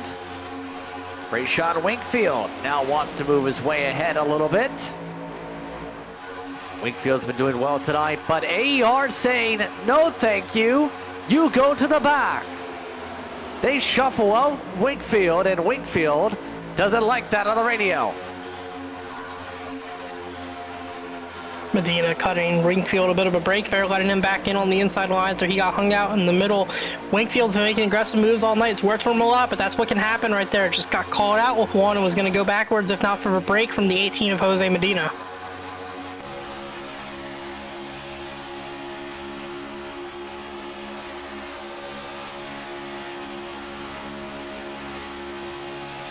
Yeah, right now, Jose Medina, he's been okay since joining this series, basically. He's been solid. Your thoughts on Medina when you've seen him make starts here?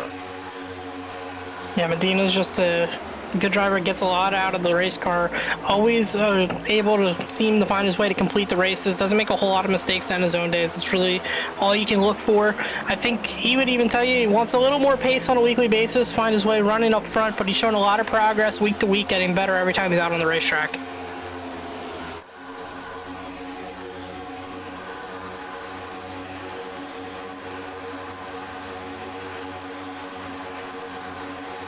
Right now, the AER cars are all the way up to the top three. Big run, Barry with SB. They've been working hard to get this line going, and well, they've been working hard for Barry. He had an attempt at the truck race. He didn't make the truck race. He was a DNQ. They put a full press release for Barry, and Barry tonight has lived up to the speed and the hype. Yeah, he's been one of the drivers we've seen up front for most of the night, contending for the race lead, trying to get that outside line going right now with the help of those AER cars. SV being the one directly behind him, but SV now pulls to the inside, found a hole between Hunt and Winkfield. He'll move on from that line. We're getting closer to pit stops now. Gotta wonder if that's what SV's thinking. Wants to get to the inside, just settle down until he gets to that point.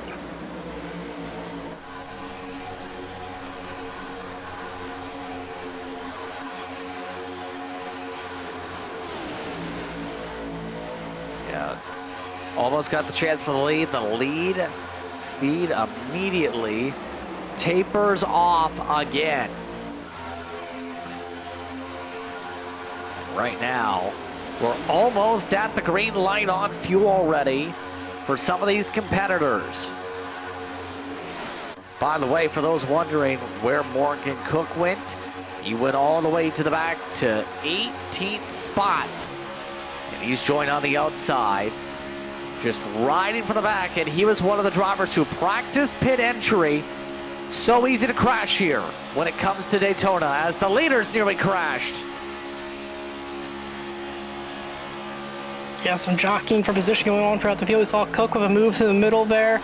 Some drivers trying to find their way to the bottom as well right now. Getting closer and closer to those pit stops. Something else you need to worry about, getting down the pit speed cleanly. Cannot afford the speed, and we see a lot of incidents entering pit road here, especially drivers getting into each other and causing wrecks down on the apron. So we'll see how that goes, as we are only a handful of laps really away from those pit stops.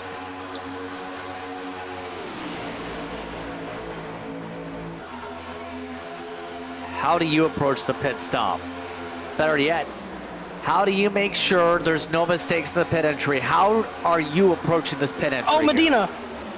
There's going to be a caution. Winkfield around. Medina down in the pit road through the infield grass. Something happened in the back of that pack. And this is going to be an awkwardly timed yellow for the fuel mileage, Justin. Caution flag is out, and now could become a fuel mileage race after Medina Valenti made contact. A couple others including Rayshon Wingfield taking hits. Black Diamond in his eyes replay as things sparked and bubbled over. Wakefield was not happy with the 35 on the radio after the incident. We'll take a look here at what happened. He's on the outside, just got loose off the corner, turns Wingfield, shunts Medina down to the inside. Somebody else ended up in pit road there as well. Couldn't quite see which car that was. Wingfield with some heavy damage to that Bush Apple machine.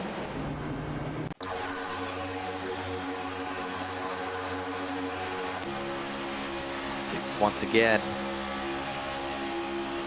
And the tough thing is for Wakefield, he was an innocent bystander. Was running fine, and then this contact here with 35 coming down. 35 clips him down, and it hits both. And now Wakefield going to be dealing with some damage now with the race car, and that includes on the rear spoiler. So we are back under caution. What's going to happen now as the field will come down here?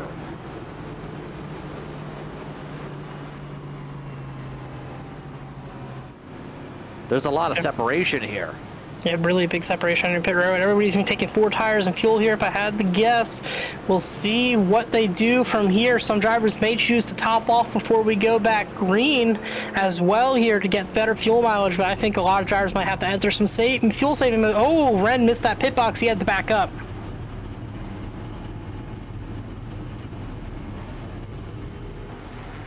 Let's see where they're gonna stack up here. 14, 13-second pit stops here. Brett Wren races off the line. Did Pollock beat him? Believe might have. So Alex Pollock got a better run out of his pit stall. And ends up he sped? the drag race, and I believe it's going to be Red with the commitment cone instead. Okay, that's for a moment there. Thought maybe Pollock sped as he was having to pull over. He was just letting Ren by. So close race off pit road there between those two. And yeah, Ren was just ahead at the cone.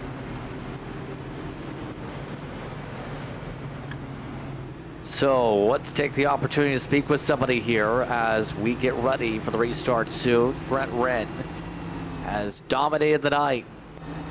Let's see if we can talk with Brett.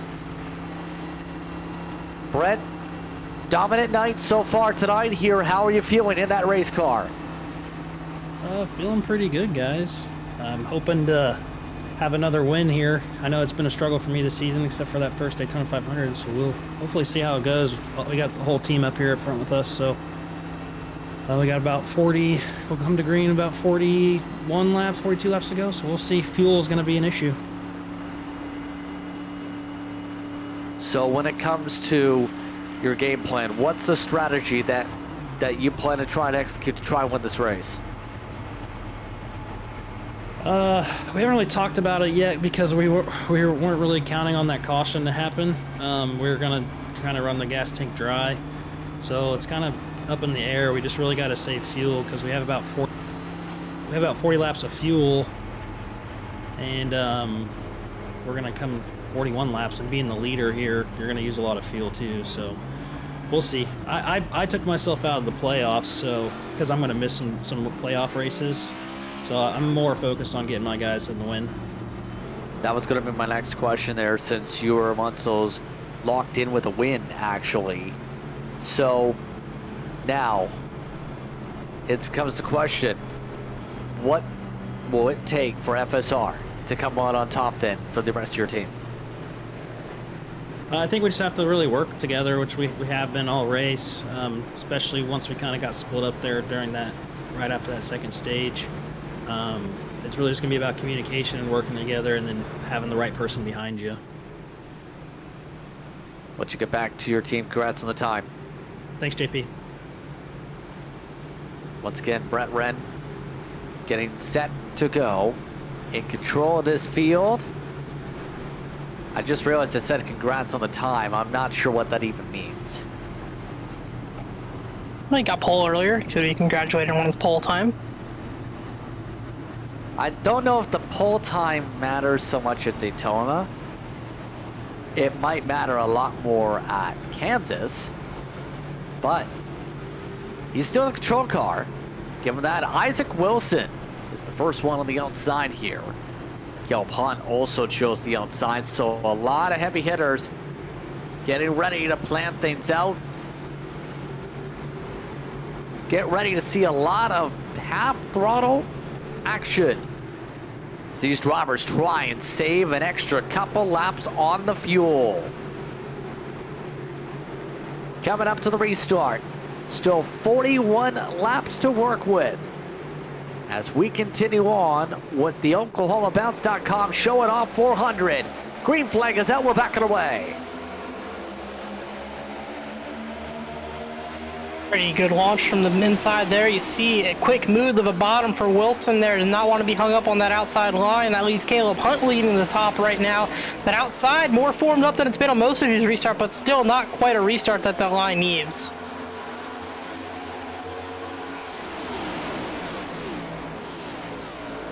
Yeah, right now, not seeing a land rush like I thought I would see for the bottom of the racetrack. Some people pushing hard. Hunt and Holston trying to go very hard on the outside here. And they are still trying to sort themselves out here. That's the interesting thing. Some people look like they want to save here. Some want to push.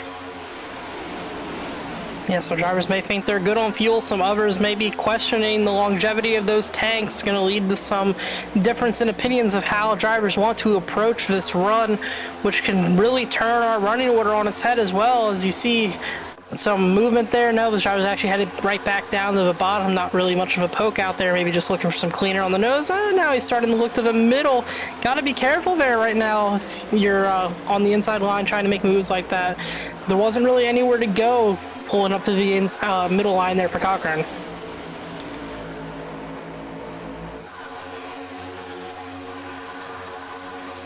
Yeah, right now speeds are still carrying at about 190 miles an hour for the pack.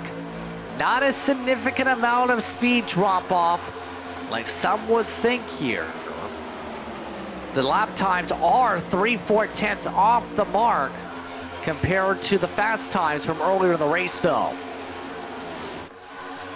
So there is some time bleed as these drivers think about things. It looks like Holston feels comfortable on his fuel mark. He wants to try and go for the front. Yep, making some moves right now, trying to get back to the front of that 8 machine. Right there, he's got some help in behind from Cochran. Here, Ritter's pitting this time. He was under penalty from the restart, so he'll cool down to serve that. That's one less teammate up there for Cochran and SB.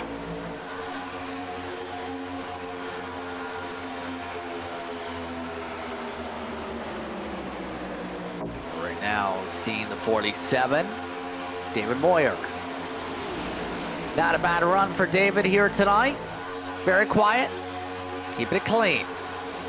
That's the major thing. He is amongst the drivers locked in on points for this season's postseason.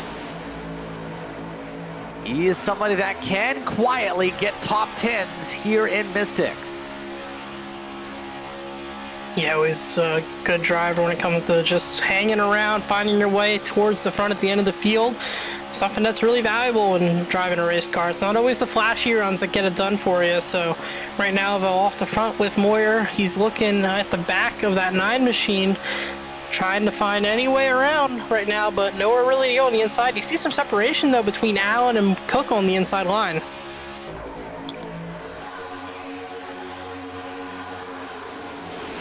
Yeah.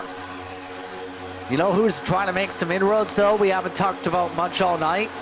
Usually good on the ovals in his crown jewel starts, Gavin Henson. Some checkups on the inside. Let's take a look at a replay. Hearing, we gotta see this. Black Diamond Designs replay. What happened here?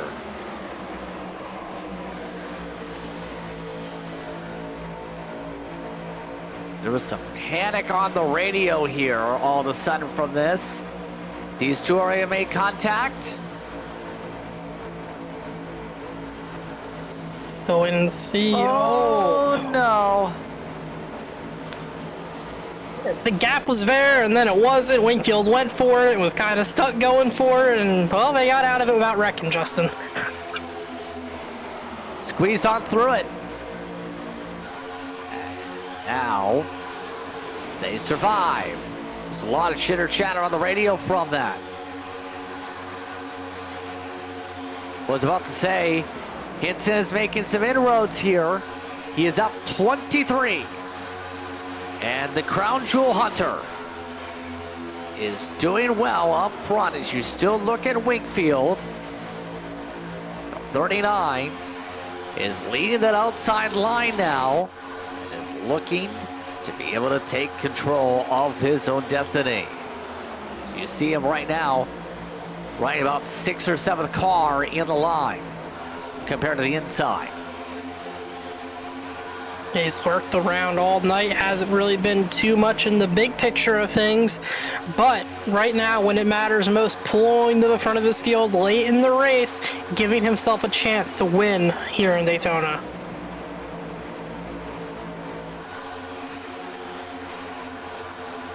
Yeah, he wants the lead. Hasn't led yet tonight. Rent's led 66.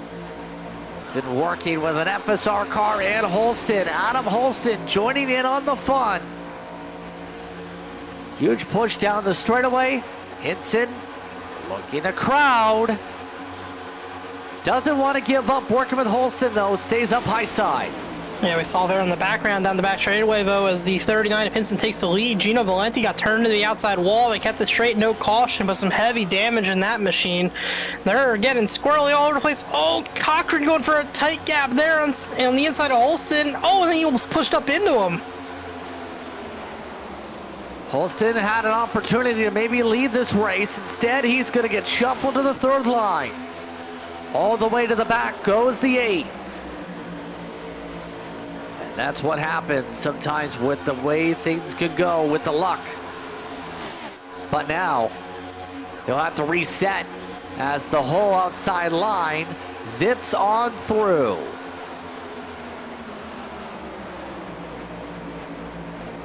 Oh, Medina Oh, no. doing big contact. They saved a great job by both of those drivers. A little bit of a scary moment. Medina had checked up and moved up to the middle. Gillen able to at least check up. And hearing 35 is pitting out. Let's take a look at the replay once again. Black Diamond Designs, the sponsor.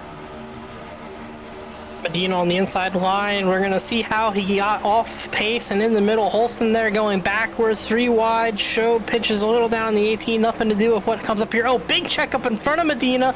They still checked up again. 18 got in the back of him, had to check up and got some contact from Gillen. Gillen did a good job, though, getting off that 18's bumper after the contact and not letting that become worse.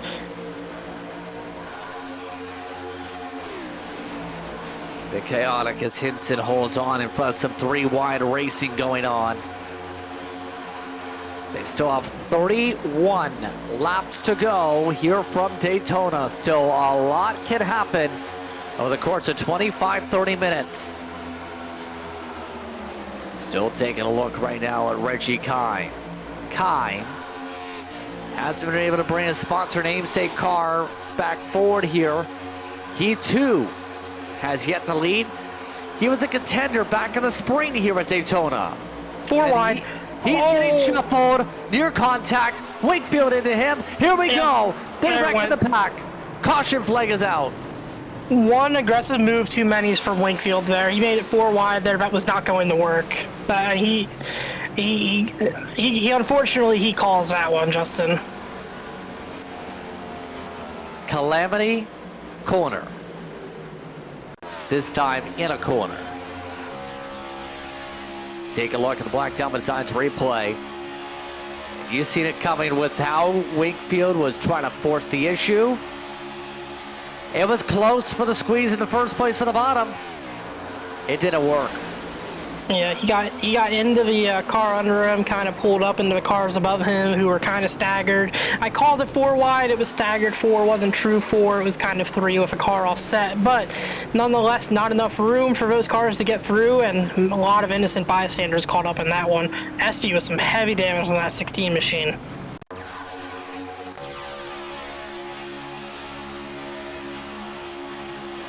Take a look. Yeah, there it was 4 wide. And that usually doesn't work well with Daytona, maybe Talladega. That collects some of the AER cars in the hunt of things. Aaron Espy, David Moyer, both with significant chassis damage and meatball flags. Wingfield gets the EOL. So this should help with the fuel concerns. The way they were racing, drivers weren't really necessarily saving so much, but this should be able to get people comfortable there. Green-white checkers could be another question, though. Yeah, and an opportunity for those drivers a little further back in the field, maybe come down, just put a little extra fuel in it, Justin, to cover those green-white checkers if we do have those later on here. And there is some drivers entering pit road, obviously some for damage repair after the incident, but some may just be looking for a little bit of insurance on that fuel tank. Interesting enough, some of the drivers with meatball flags, like David Moyer, did not come down pit road. And Lucky Dog goes to this car, Joshua Gillen. So the 10 will leave 26 cars on the lead lap here from Daytona.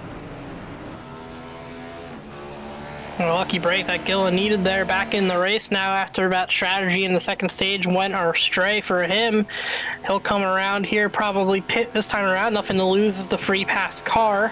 So he's back in it. We just had a tech issue in the crash for David Moyer, by the way, because he went from on the racing surface to a straight hard left. Something didn't work. His steering column, I don't believe, moved in the sim, though. Take a look. Might be a glitch. Let's see, yeah.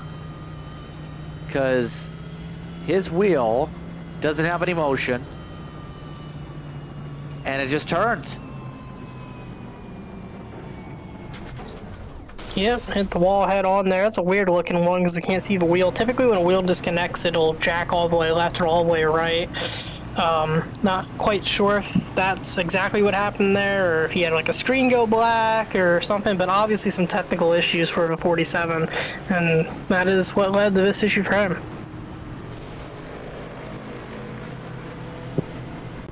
So David Moyer has yet to come off the racetrack. He has confirmed a screen freeze. He is still yet to come off the racetrack, I believe. Now I believe he has. So as they choose here, Cody Giles also slowing down significantly at the choose zone. David Moyer does indeed peel off with his technical issues.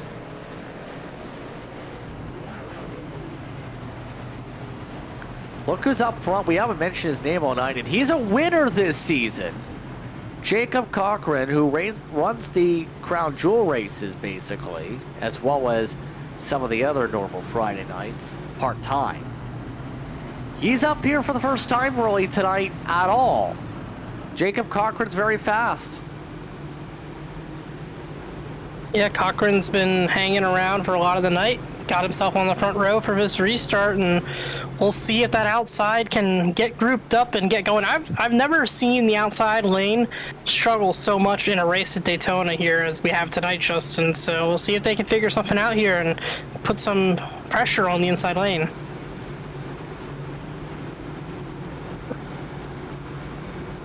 So again, a reset.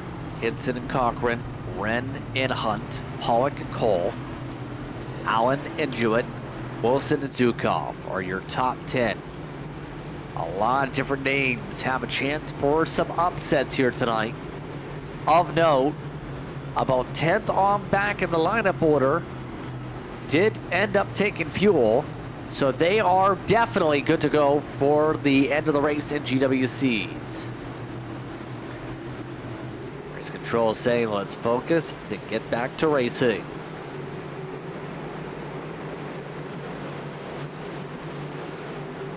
Green flag is out. We're back on our way from Daytona. See, once again, the outside line, just nothing to it at all. It is already gone. Caleb Hunt's on the bottom right there. Cochran, though, was able to slide into the inside right away from there. Kept some good track position there.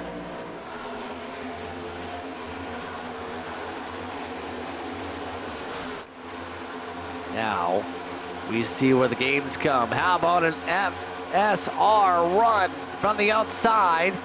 Wren and Pollock have stayed lockstep much of the night. Brett Wren holds on up front. Pollock all over the bumper. We'll see what Allen can do there in the Precision Speed Solutions machine. He doesn't have any allies here, so he's just going to be looking for what's in the best interest of himself. Right now, he has the 93 of Wilson out there behind him. We'll see if they can get that three-car tandem going on the outside line.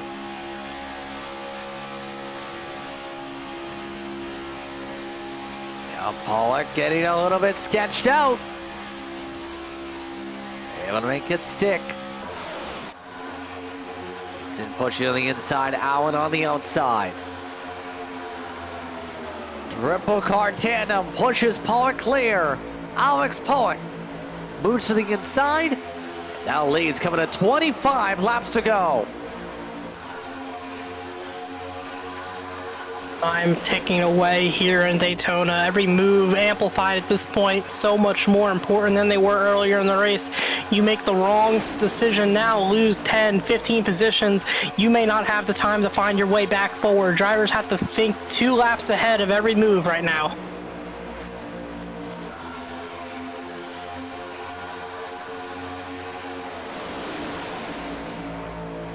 All sorts of bumps right now as these drivers try and line up hits and able to get to the outside. Cochran pushing hard in the back of the 39. That 39 machine's been trying to join the conversation late here. It's been able to lead a few laps. Now looks to lead again. Yet again, the outside prevails. Jacob Cochran looking for a way to poke, pushes the 39 down to the inside. Some good moves there by Hinson and Cochran, getting themselves back to 1-2 right now in front of Pollock and Wren. Those teammates out behind going to be looking to regroup and find their way back to the point.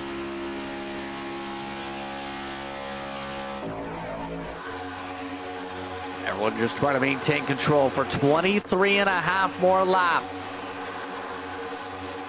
Look who's trying to make some moves. Andrew Schob is trying to do something. Another FSR car, very quiet all night.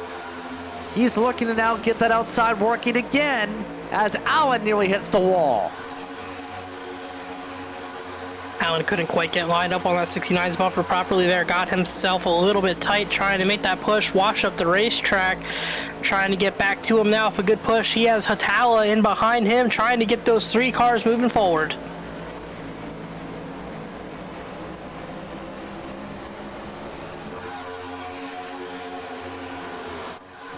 Now,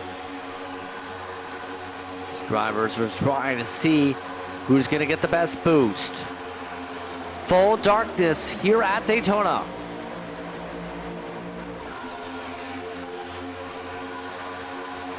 Right now, you know who might have a dark horse chance here at this point? Isaac Wilson. If he can get a clear shot for the lead, he might be able to do something. Every time he's gotten a run, somebody's blocked him off. Now, once again, it's the FSR cars that do it. Look at Wilson all the way into the fence, almost pushing on the back of the 24 there, down into the corner. Oh, contact with the teammates out front. They're going to wreck hard. The big one out of turn 2 in Daytona. Caution flag is out on the speedway, and this will change everything. A pile-up with at least 8+ cars. The 5-star cars. Contact sparks everything. this changes a lot, Jeremy. Yeah, it was contact amongst the two leaders, teammates there just getting into each other, triggering this caution. We'll take a look at the Black Diamonds Designs replay once again here tonight. Up front, those two cars out on the top, they get clear for the lead. You see the Pollock machine of the 92, he'll dive the bottom, the 24 chases down and just gets into the right rear of his teammate, stacks him up, and they have nowhere to go in behind.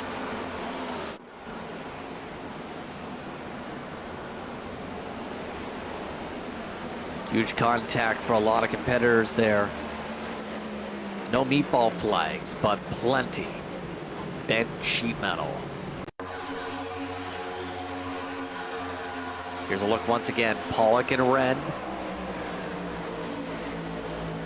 And right there, a lot of bobbling. Yeah, quite a bit for sure.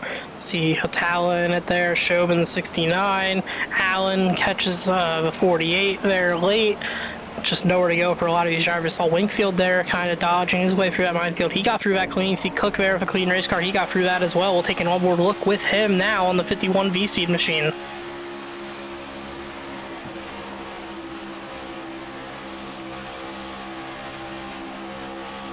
Once again, just trying to back it up. And away on the inside he goes to avoid everyone down the just about fully paved backstretch. Hey, you used to race down there, Justin. You used to have some modified races down there on the backstretch of Daytona, a little makeshift oval. So, yeah, pavement down there, put the good use right there by the 51 machine.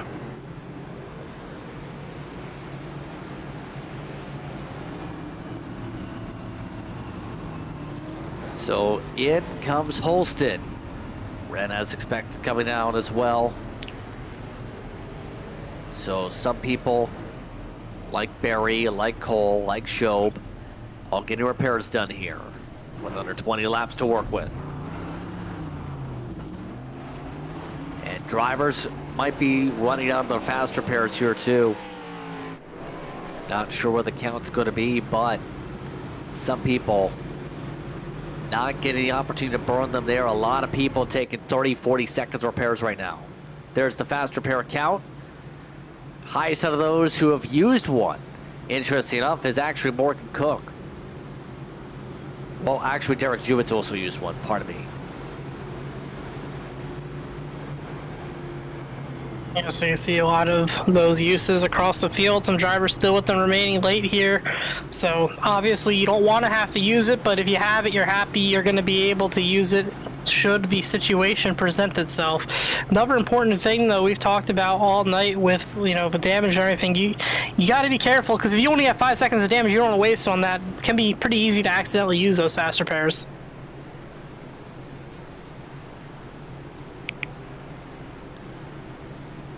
Coming up to the choose here, your top 10 coming up to the choose is Pollock, Hinson, Cochran, Hunt, Jewett, White, Ullman, Zukov, Medina, and Cook. Interesting combination, and we might see a different winner with how things are going here tonight. This is the racetrack where wild cards can strike. One to choose. Choose this time. First up the outside is Hunt, Zukov, and then it's Cook. Or once those who choose the outside here, some of those in the back choose the outside, a fair bit of them, in fact.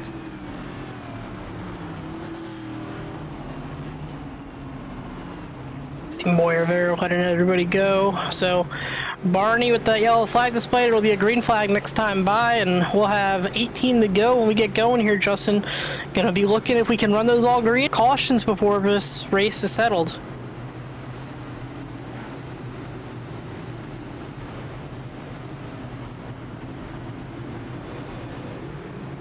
Choose is good. So how do you feel this race is going to end, Jeremy? What's this going to fare like, you think? Why? Wingfield might see some more 4 wide, may see some drivers push it a little bit too hard, and that's how you can get these crashes late here in Daytona.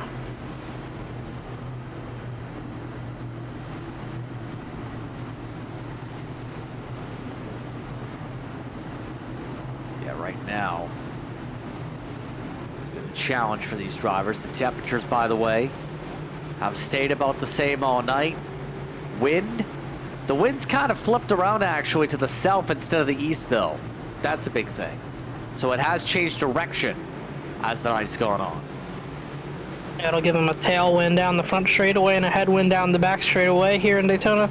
The track's actually a little bit on an angle, not completely flush with the coastline, but close enough as we come down for the restart zone here, Justin. Here we go.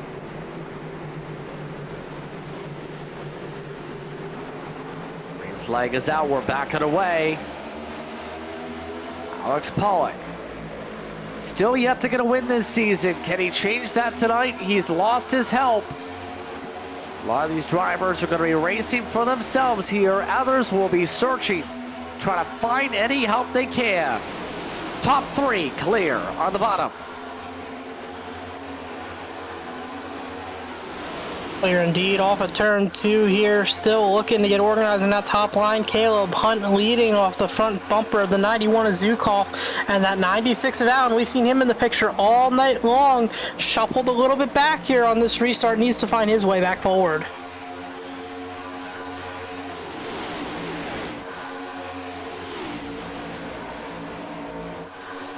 Now, a little bit argy-bargy on some of these pushes. Mind you, Zukov's already got a huge dent on the back bumper as it is. Some drivers try to force a 3 wide. Rayshon Wingfield wants to go places and fast. He's got Aaron Espy with him as well. They're not really moving forward yet, though, as they run in a sea of sparks.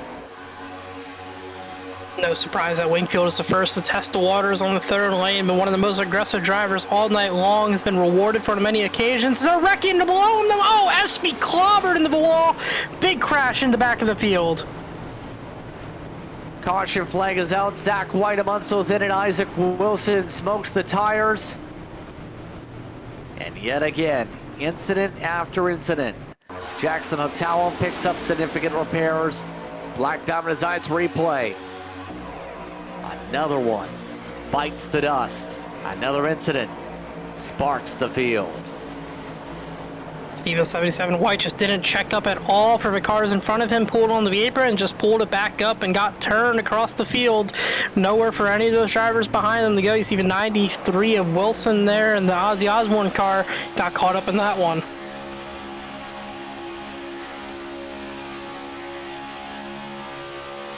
Taking a look.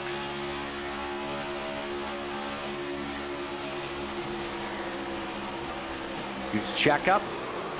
And around goes the 77 with the checkup. Right front towing completely broken on that machine. That tire disconnected from the rest of the suspension. We'll see how he fares. I don't know if he had a fast rear left or not. His jacks are up. Looks like that right front's reconnected, so I think that car will be okay. Take a quick break. You're watching tonight's coverage of the Mystic Racing League from Daytona. The run to the finish coming up.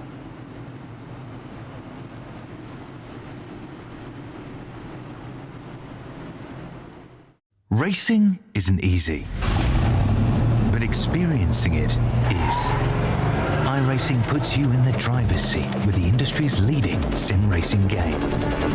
Drive on laser scan replicas of the greatest racing circuits from around the world.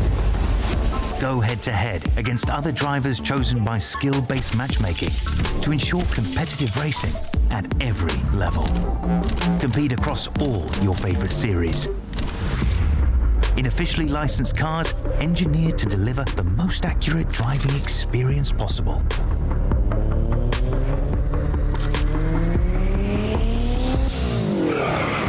Join a race or host your own with players from across the globe. Race against the computer or in a league with friends. Feel the thrill behind the wheel. Visit iRacing.com.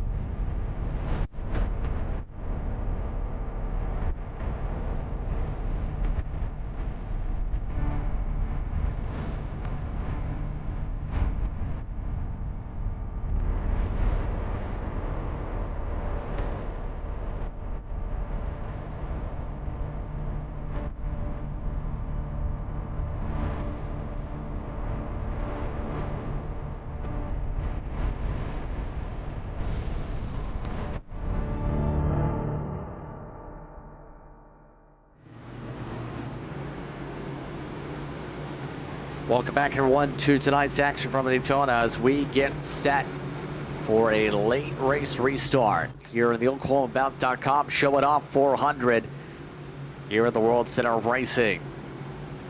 Alex Pollock still the race leader. He's led 23 laps tonight. Gavin Hinson next to him. Then it's going to be Cochran and Hunt, Zukov and Cook, Allen and Wren, Jewett and Toby Ritters. Haven't talked about him all night. Is amongst the top 10 here for this restart. Mind you, some of the drivers like Allen and Wren just pit the last caution from the big crash. They've already gained most of their spots because of the last caution. Yeah, quite a bit of track position gained back from that wreck for those drivers, putting them right back in the fight here late. Just what those drivers needed to pick up a lot of those spots at once and give themselves a good chance here.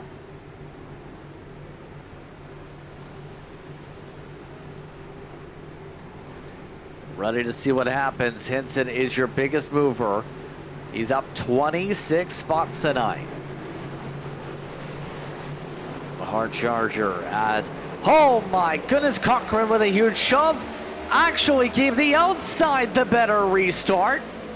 Jacob Cochran working very hard on the outside. First time all night long we've seen the outside launch quite like that. We'll see what Hinson can do with that help now. They'll be locked bumper to bumper coming off of turn 2. Not formed up on the bottom. They should have a huge run down the back straightaway. Oh, he almost turned him. A bit of a sketchy moment once again. Still surviving.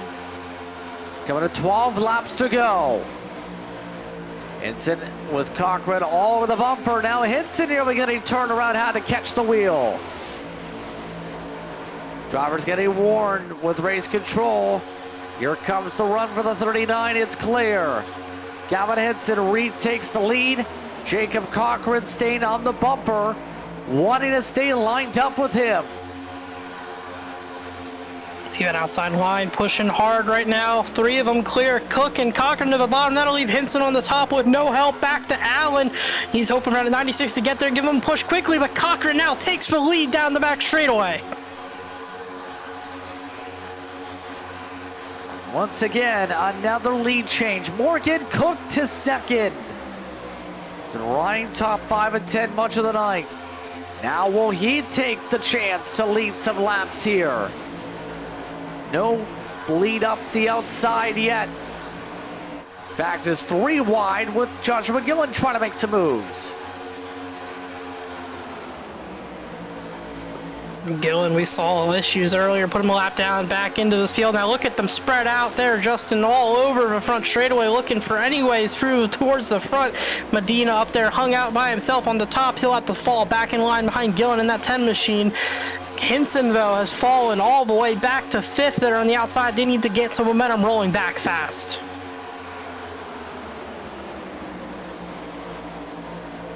Yeah, we've seen these momentum swings be hard to build up here. Allen's been a decent pusher here tonight, though. See how well it works. Cochran flaring up in the corner, interestingly. That doesn't lead to much there, but with 10 laps to go, it's Jacob Cochran leading some of his first laps all night long. Can he do it again and win another full distance race? Oh, almost a little bit too high there. Almost left enough room for Cook to poke that nose down on the inside line. Getting some air to the nose at 51, that'll help him cool the engine just a little bit to get some good push in there. Pollock in 3rd, what does he do? Does he sit behind you see for long? Does he go pick up that top line when the momentum starts to come back forward?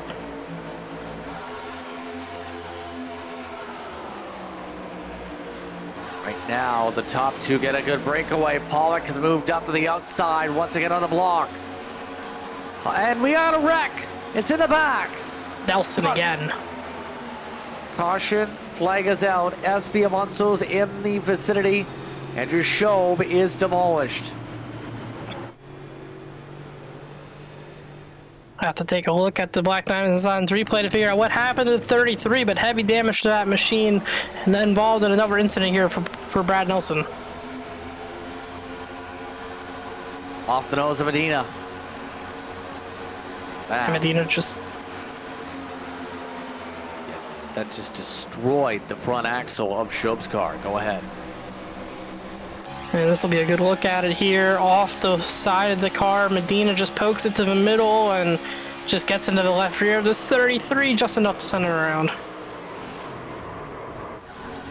We just had an issue under caution. The race leader just crashed. I can't believe that happened. The same tech issue or something as Cochran went up into the outside wall and turned a hard left. Oh man, why are these drivers just turning dead left when their screen freezes, Justin? I know they can't see, but oh, it's just terrible. Just ended everything for them. From the lead. You're right there, and then misjudges it and thinks he's still in the corner? That is heartbreaking for Cochran. And he just had a technical issue too. So that's the second one like that, same as David Moyer.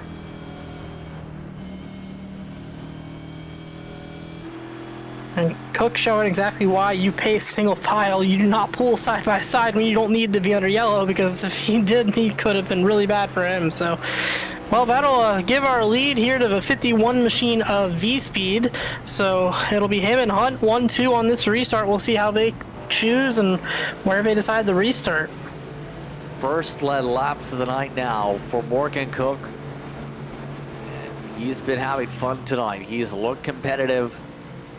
What do you think's going through his mind? Normally a broadcaster, and now has a chance for the win here.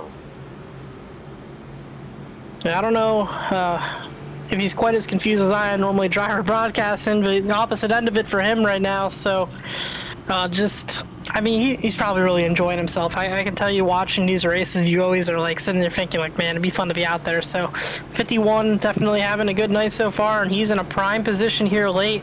He's controlling the race, he's controlling the show, and he's got every right now to come home with that checkered flag.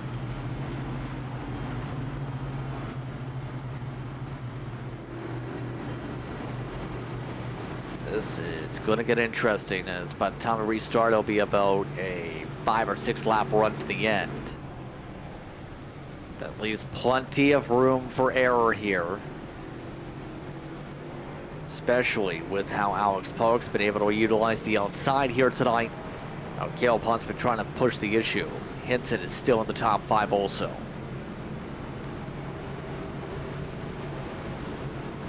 So Morgan Cook comes to the choose and does choose the bottom.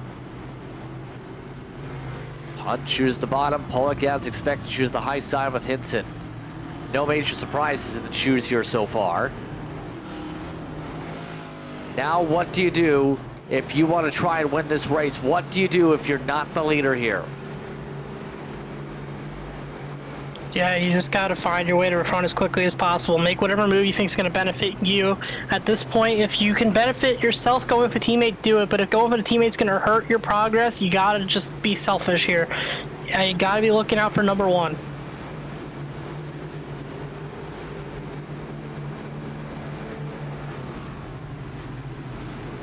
We're about to find out how this is really going to go.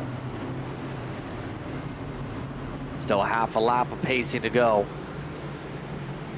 If you had to pick here, who do you think would get the win out of this grouping based on this lineup right now? I mean, Ren's been so strong all night back there in 8th. Pollock up there on the front row for this restart's been really strong as well. Top hasn't been going too good though, so I'm just not sure if it's going to launch for that 92 machine, but I'm still going to pick him. I think Pollock gets it done.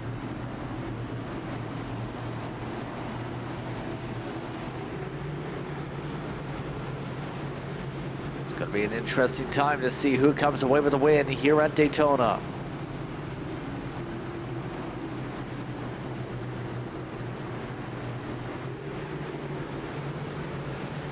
Here we go.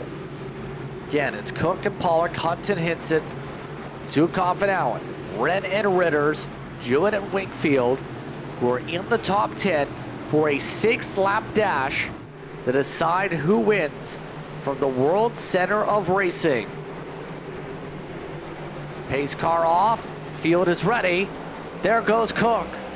Green flag is out, back and away. Decent start for the outside. And too big of a run possibly for Cook here.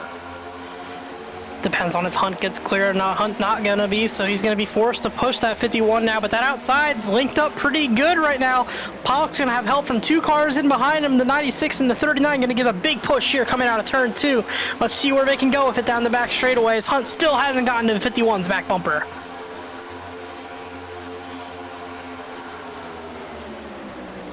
Right now, it's Pollock with the boost on the outside. Coming up 5 laps to go from Daytona. Cook rides the bottom. Pollock pushed up the track. They slip and slide. Jewett holds on. They're fanning out 5 wide down the straightaway as the caution waves. And now they wreck. Oh, lock it down. Not too hard to contact there for a 10. I don't know what was going on there. They got all over the apron, and some drivers just turned up on the track like nobody was above them and stacked them up again, and that led to them wrecking. I think they threw the caution before the incident technically, but they were starting to spark up as soon as they started into the trial vote. That was disastrous. Yeah, we saw one get on the apron in the corner, stacked everybody up, and then look at this. They're all spreading everywhere. Nobody knows where to go. Yeah, it was Zach White just turned dead right back up onto the track with no regard for anybody above him, and that's what triggered them all wrecking.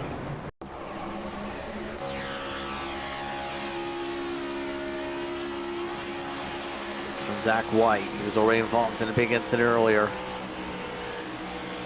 And rejoins. Oh my goodness. I mean, I understand that it's not his fault. He ended up down there on the apron, but you can't just hook it right like that back up on the racing surface. He almost missed it though for the second part, but yeah, you're right. That is a risky play. I know he was trying to get back on the racetrack for the trial. But Morgan Cook still has a chance. Hold on, we have somebody stopped on the racetrack. Andrew Allen, believe, just had a tech issue. Yeah, 400 miles, just too much for people's hardware here tonight. We'll see what happened to the 96. I believe this is another screen freeze.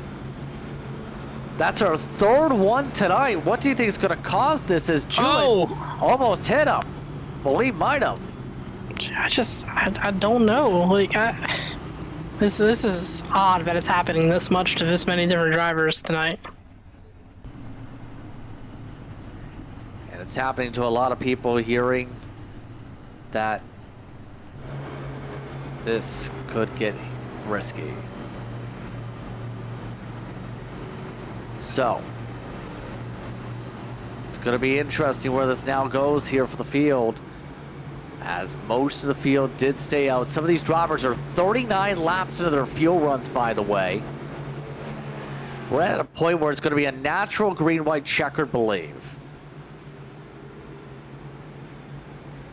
Yeah, they've had so many cautions. I don't think fuel's much of a concern for most of these guys. You know, somebody short fueled for whatever reason, maybe it could be close, but everybody should be pretty good here. See if we can talk with somebody here. How about seeing if we can chat to the race leader? See if we can chat with someone known for being a broadcaster, known for working with V-Speed. Mr. V-Speed tonight, Morgan Cook. Morgan, you're in position to potentially win this race. You have a very long name in the sim right now, but you have a big chance for the win to live up to it. What's going through your mind here?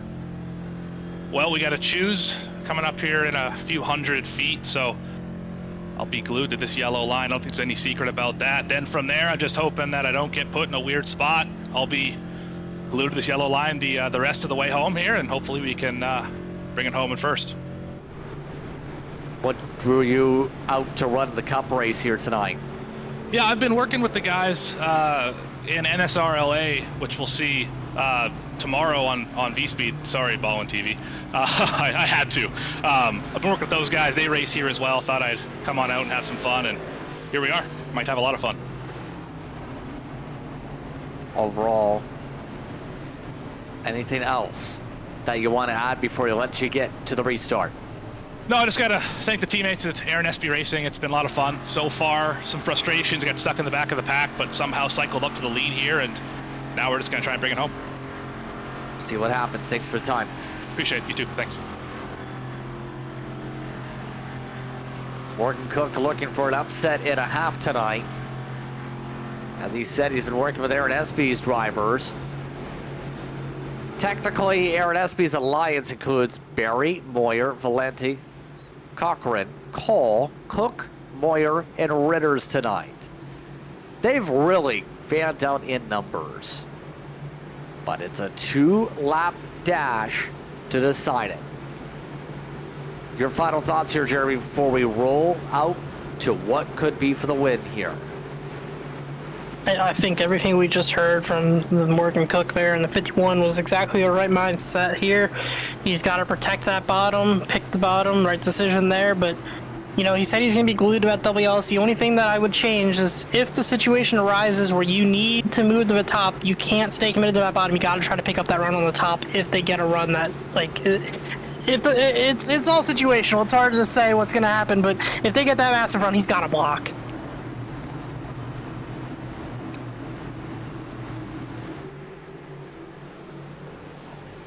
Here we go.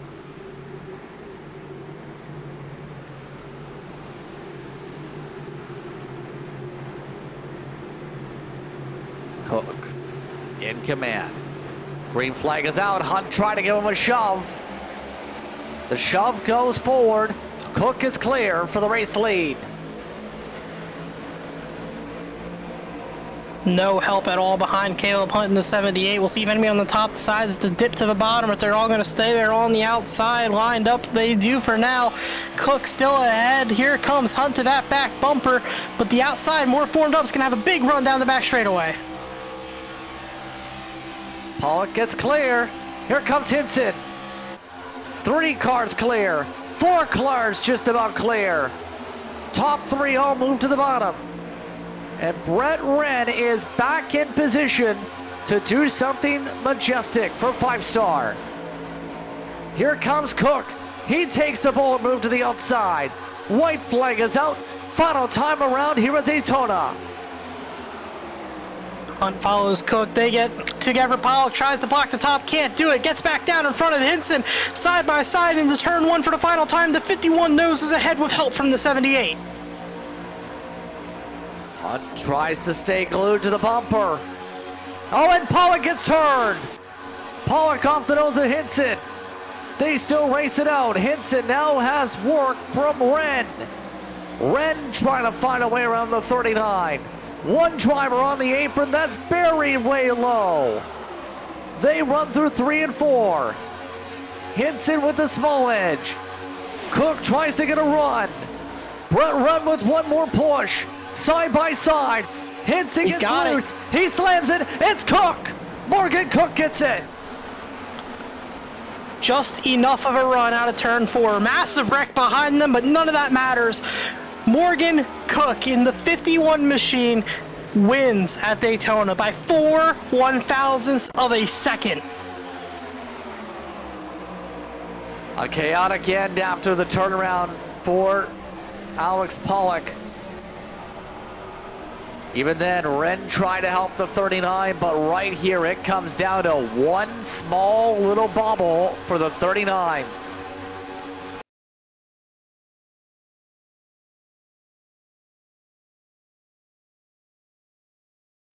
Absolute drag race right there to bumper. And in the end, the timing difference, 4 1/1000ths of a second. Henson tried to door him up the racetrack to slow down the momentum, but it was too late. The 51 already had the nose ahead.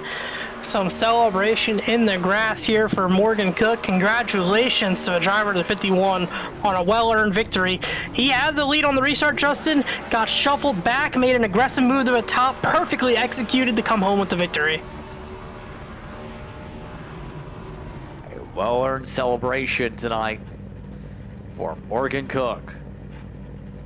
As he lets the car roll down, we'll take a step aside.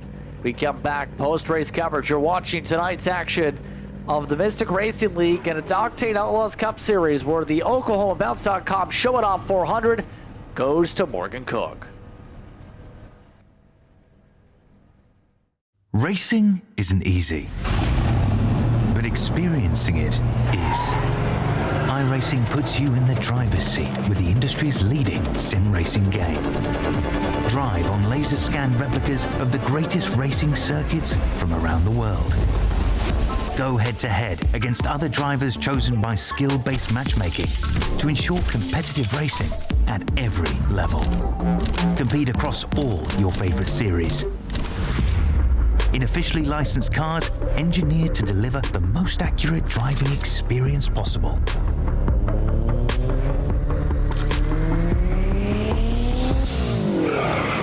Join a race or host your own with players from across the globe. Race against the computer or in a league with friends. Feel the thrill behind the wheel. Visit iRacing.com.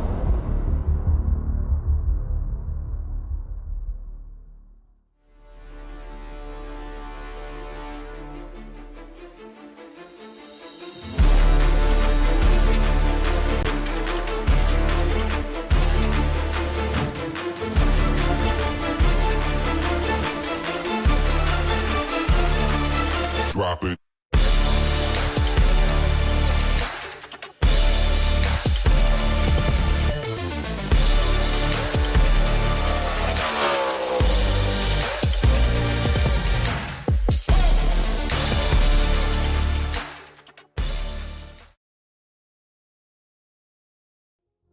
Welcome back to Daytona for tonight's coverage of the Mystic Racing League and its Octane Outlaws Cup Series. The field looked to show out. In the end, the OklahomaBounce.com Show It Off 400 comes down to a drag race. 4 1,000ths of a feature timing screens will show 5 1,000ths the nearest 10,000. Gavin Hinson in second. Caleb Hunt gets a top 3. We'll speak to those drivers soon. Brett Rentz finishes off in 4th. Holston, Zukov, Uman, Espy, Wingfield, and Derek Jewett does get a top 10. In the end here, Jeremy. Michael Cole in the 48 had a car hit his roof, but he came home P11. Gino Volante had some issues, recovered nicely to a P12. Toby Ritters, he wrecked lap 1 of this race. Justin fought all the way back to P13. Joshua Gillen 14th, Reggie Kyman 15th. Isaac Wilson, Zach White, Andy Berry, Alex Pollock turned late from the lead in 19th, and then Joey Beam rounds out the top 20. Then behind them gets to celebrate as a result of a good run. You pick up the win in a drag race, Morgan. How's it feel to get the job done? Well, I've won close races before, but I think that one takes the cake. I thought that Gavin got me at the line. I think I said to my teammates as I entered the tri-oval, I just won at Daytona, and then a couple hundred feet later, as we start to turn, I see him inch ahead of me, and I'm like, uh-oh, I think I lost Daytona. And then we made contact, and I guess it was just enough to cross the line first by, I think, 0.004 of a second, if I saw that right. So my second closest super speedway finish. Crazy race. How emotionally stressful was that run to the end, though, in terms of the moves? You didn't stick to the bottom there in the end either. You broke that pact. Yeah, I thought I would be, and I didn't realize that was the only time the entire night the top lane actually formed properly off a restart, like the one out of the however many cautions we had. So I saw them, obviously they cleared me, and I was like, if I stay on the bottom, I'm going to run 4th. And I feel like I have a better shot at going to the high side and making something happen. And it obviously worked. I got Caleb behind me, and we worked together a little bit in practice, and he pushed me for all it was worth and got me just far enough ahead of Gavin at the line to get that spot. So Of course, tonight was the regular season finale for the field here in this one. So let me ask you this. Are you planning to run any races during the series' postseason that starts next week? I don't think so. I'm not a fan personally of going out here and driving during the playoffs when people like really need the points for a championship. I knew that there was nobody in contention to point their way in tonight. It was going to have to be a win, and if I'm not mistaken, that driver didn't show up tonight, so who needed to win. So I felt pretty safe not ruining anybody's season by coming out here, and if I had a good race and ended up winning, that it would be fine. So I'm glad that it worked out the way that it did. But no, I don't plan on running any playoff races in this series. Any show that you'd like to give here tonight? Well, if DJ will let me, I'll do another one. I got to thank V-Speed on the side of the car. Appreciate them. Definitely got to thank the Aaron SB Racing teammates. We worked together well all night. I let them in. They pushed me. We worked strategy together. It was a lot of fun being part of that. And I got to thank Caleb for that great push at the end of the race. He competitors for what was one of the more green 160 lap races I think you're going to see. We had a few cautions at the end, but it was pretty good all the way throughout. And then, of course, got to thank you guys here for broadcasting this. It's always good to go back and watch how the stream went and how the race went, and kind of see all those different strategies play out from a broader view. So, thank all three of you in the booth. Congratulations on the win here tonight. You bet. And also, of course, Mystic Racing League for having us around here to use this forum to race for. So, thank you, everyone. Once again, that's Morgan Cook, who comes away with the race win here tonight. Gets the job done. Gavin Henson comes up in second. He's with Jeremy. Gavin, just by a few inches, you came up short tonight. What more did you need through that final lap, and more specifically through the tri-oval, to keep that 51 behind you crossing that start-finish line?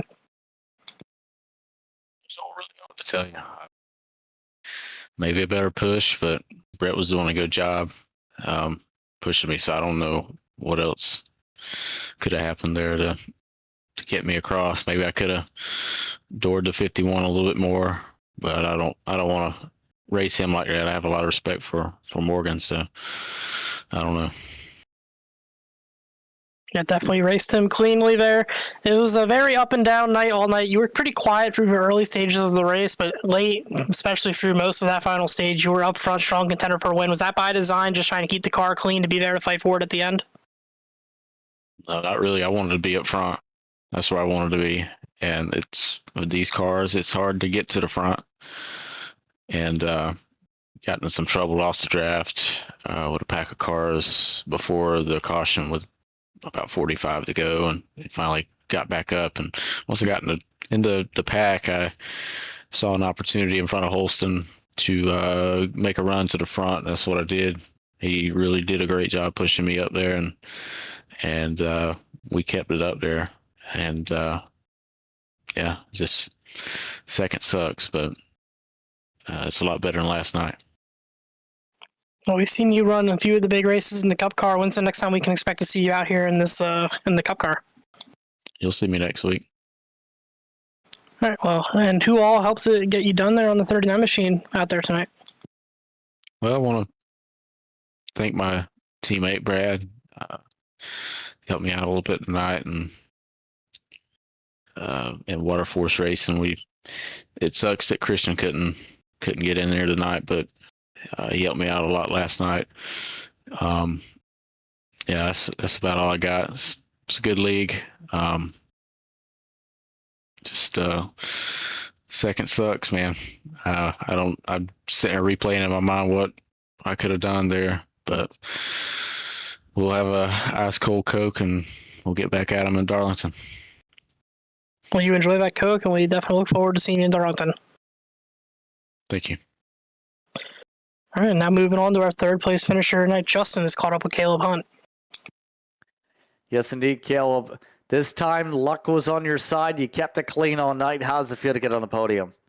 Well, like you said, we kept it clean. I think that's the first time ever I went to a restrictor plate.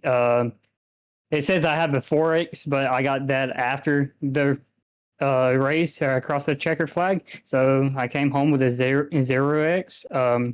I'm shocked. But overall, we had some great racing, green flag racing. There was a couple of cautions there at the end, and one or two, like in stage 1 and 2. Had a fast car, was up there in top 10 for majority of the race.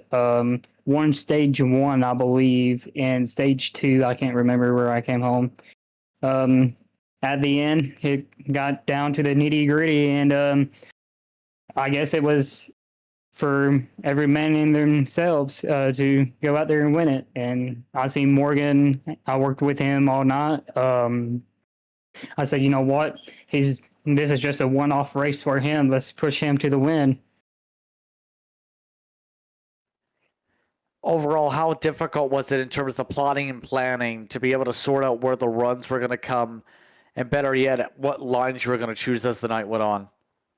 Well, from the past couple of nights, you can get runs off of the high side. Tonight wasn't that case. You can get big runs and stuff in this car, but like once you stick your nose out on the outside, you just fall completely back if you don't have enough help. The checkups on the bottom where everyone's gonna be at is bad, but you got to learn like when to check up and when to let off and stuff like that. But overall, I mean, it was fun, I guess you could say. There wasn't much side-by-side racing as there was the past 2 nights, but it's the next-gen car. You can't really do much about it.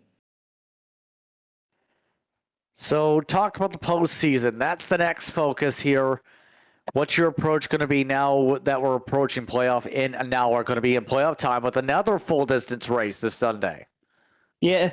Well, I would be joking if I said I thought I wasn't going to make it about a week or two ago into the playoffs for the Cup Series. Think I locked myself in last week by finishing the race well, and well, no, I didn't finish the race well, but I locked myself in by starting. Coming to Daytona, I was scared, but like I had nothing to lose because I was locked in. But now we start the playoffs at Darlington, full length, I believe, which I ran there multiple times. I think I'm pretty decent there. I feel good about it. Darlington's one of my favorite tracks. Anyone you want to give a shout out to here tonight?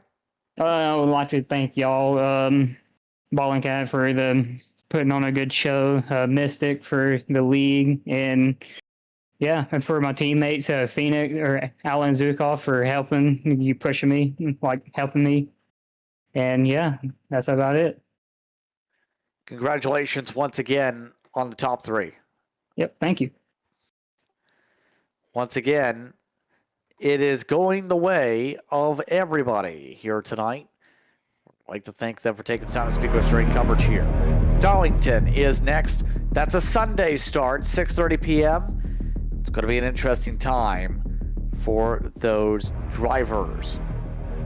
So, Jeremy, your final thoughts on tonight before we have a Southern 500 brawl.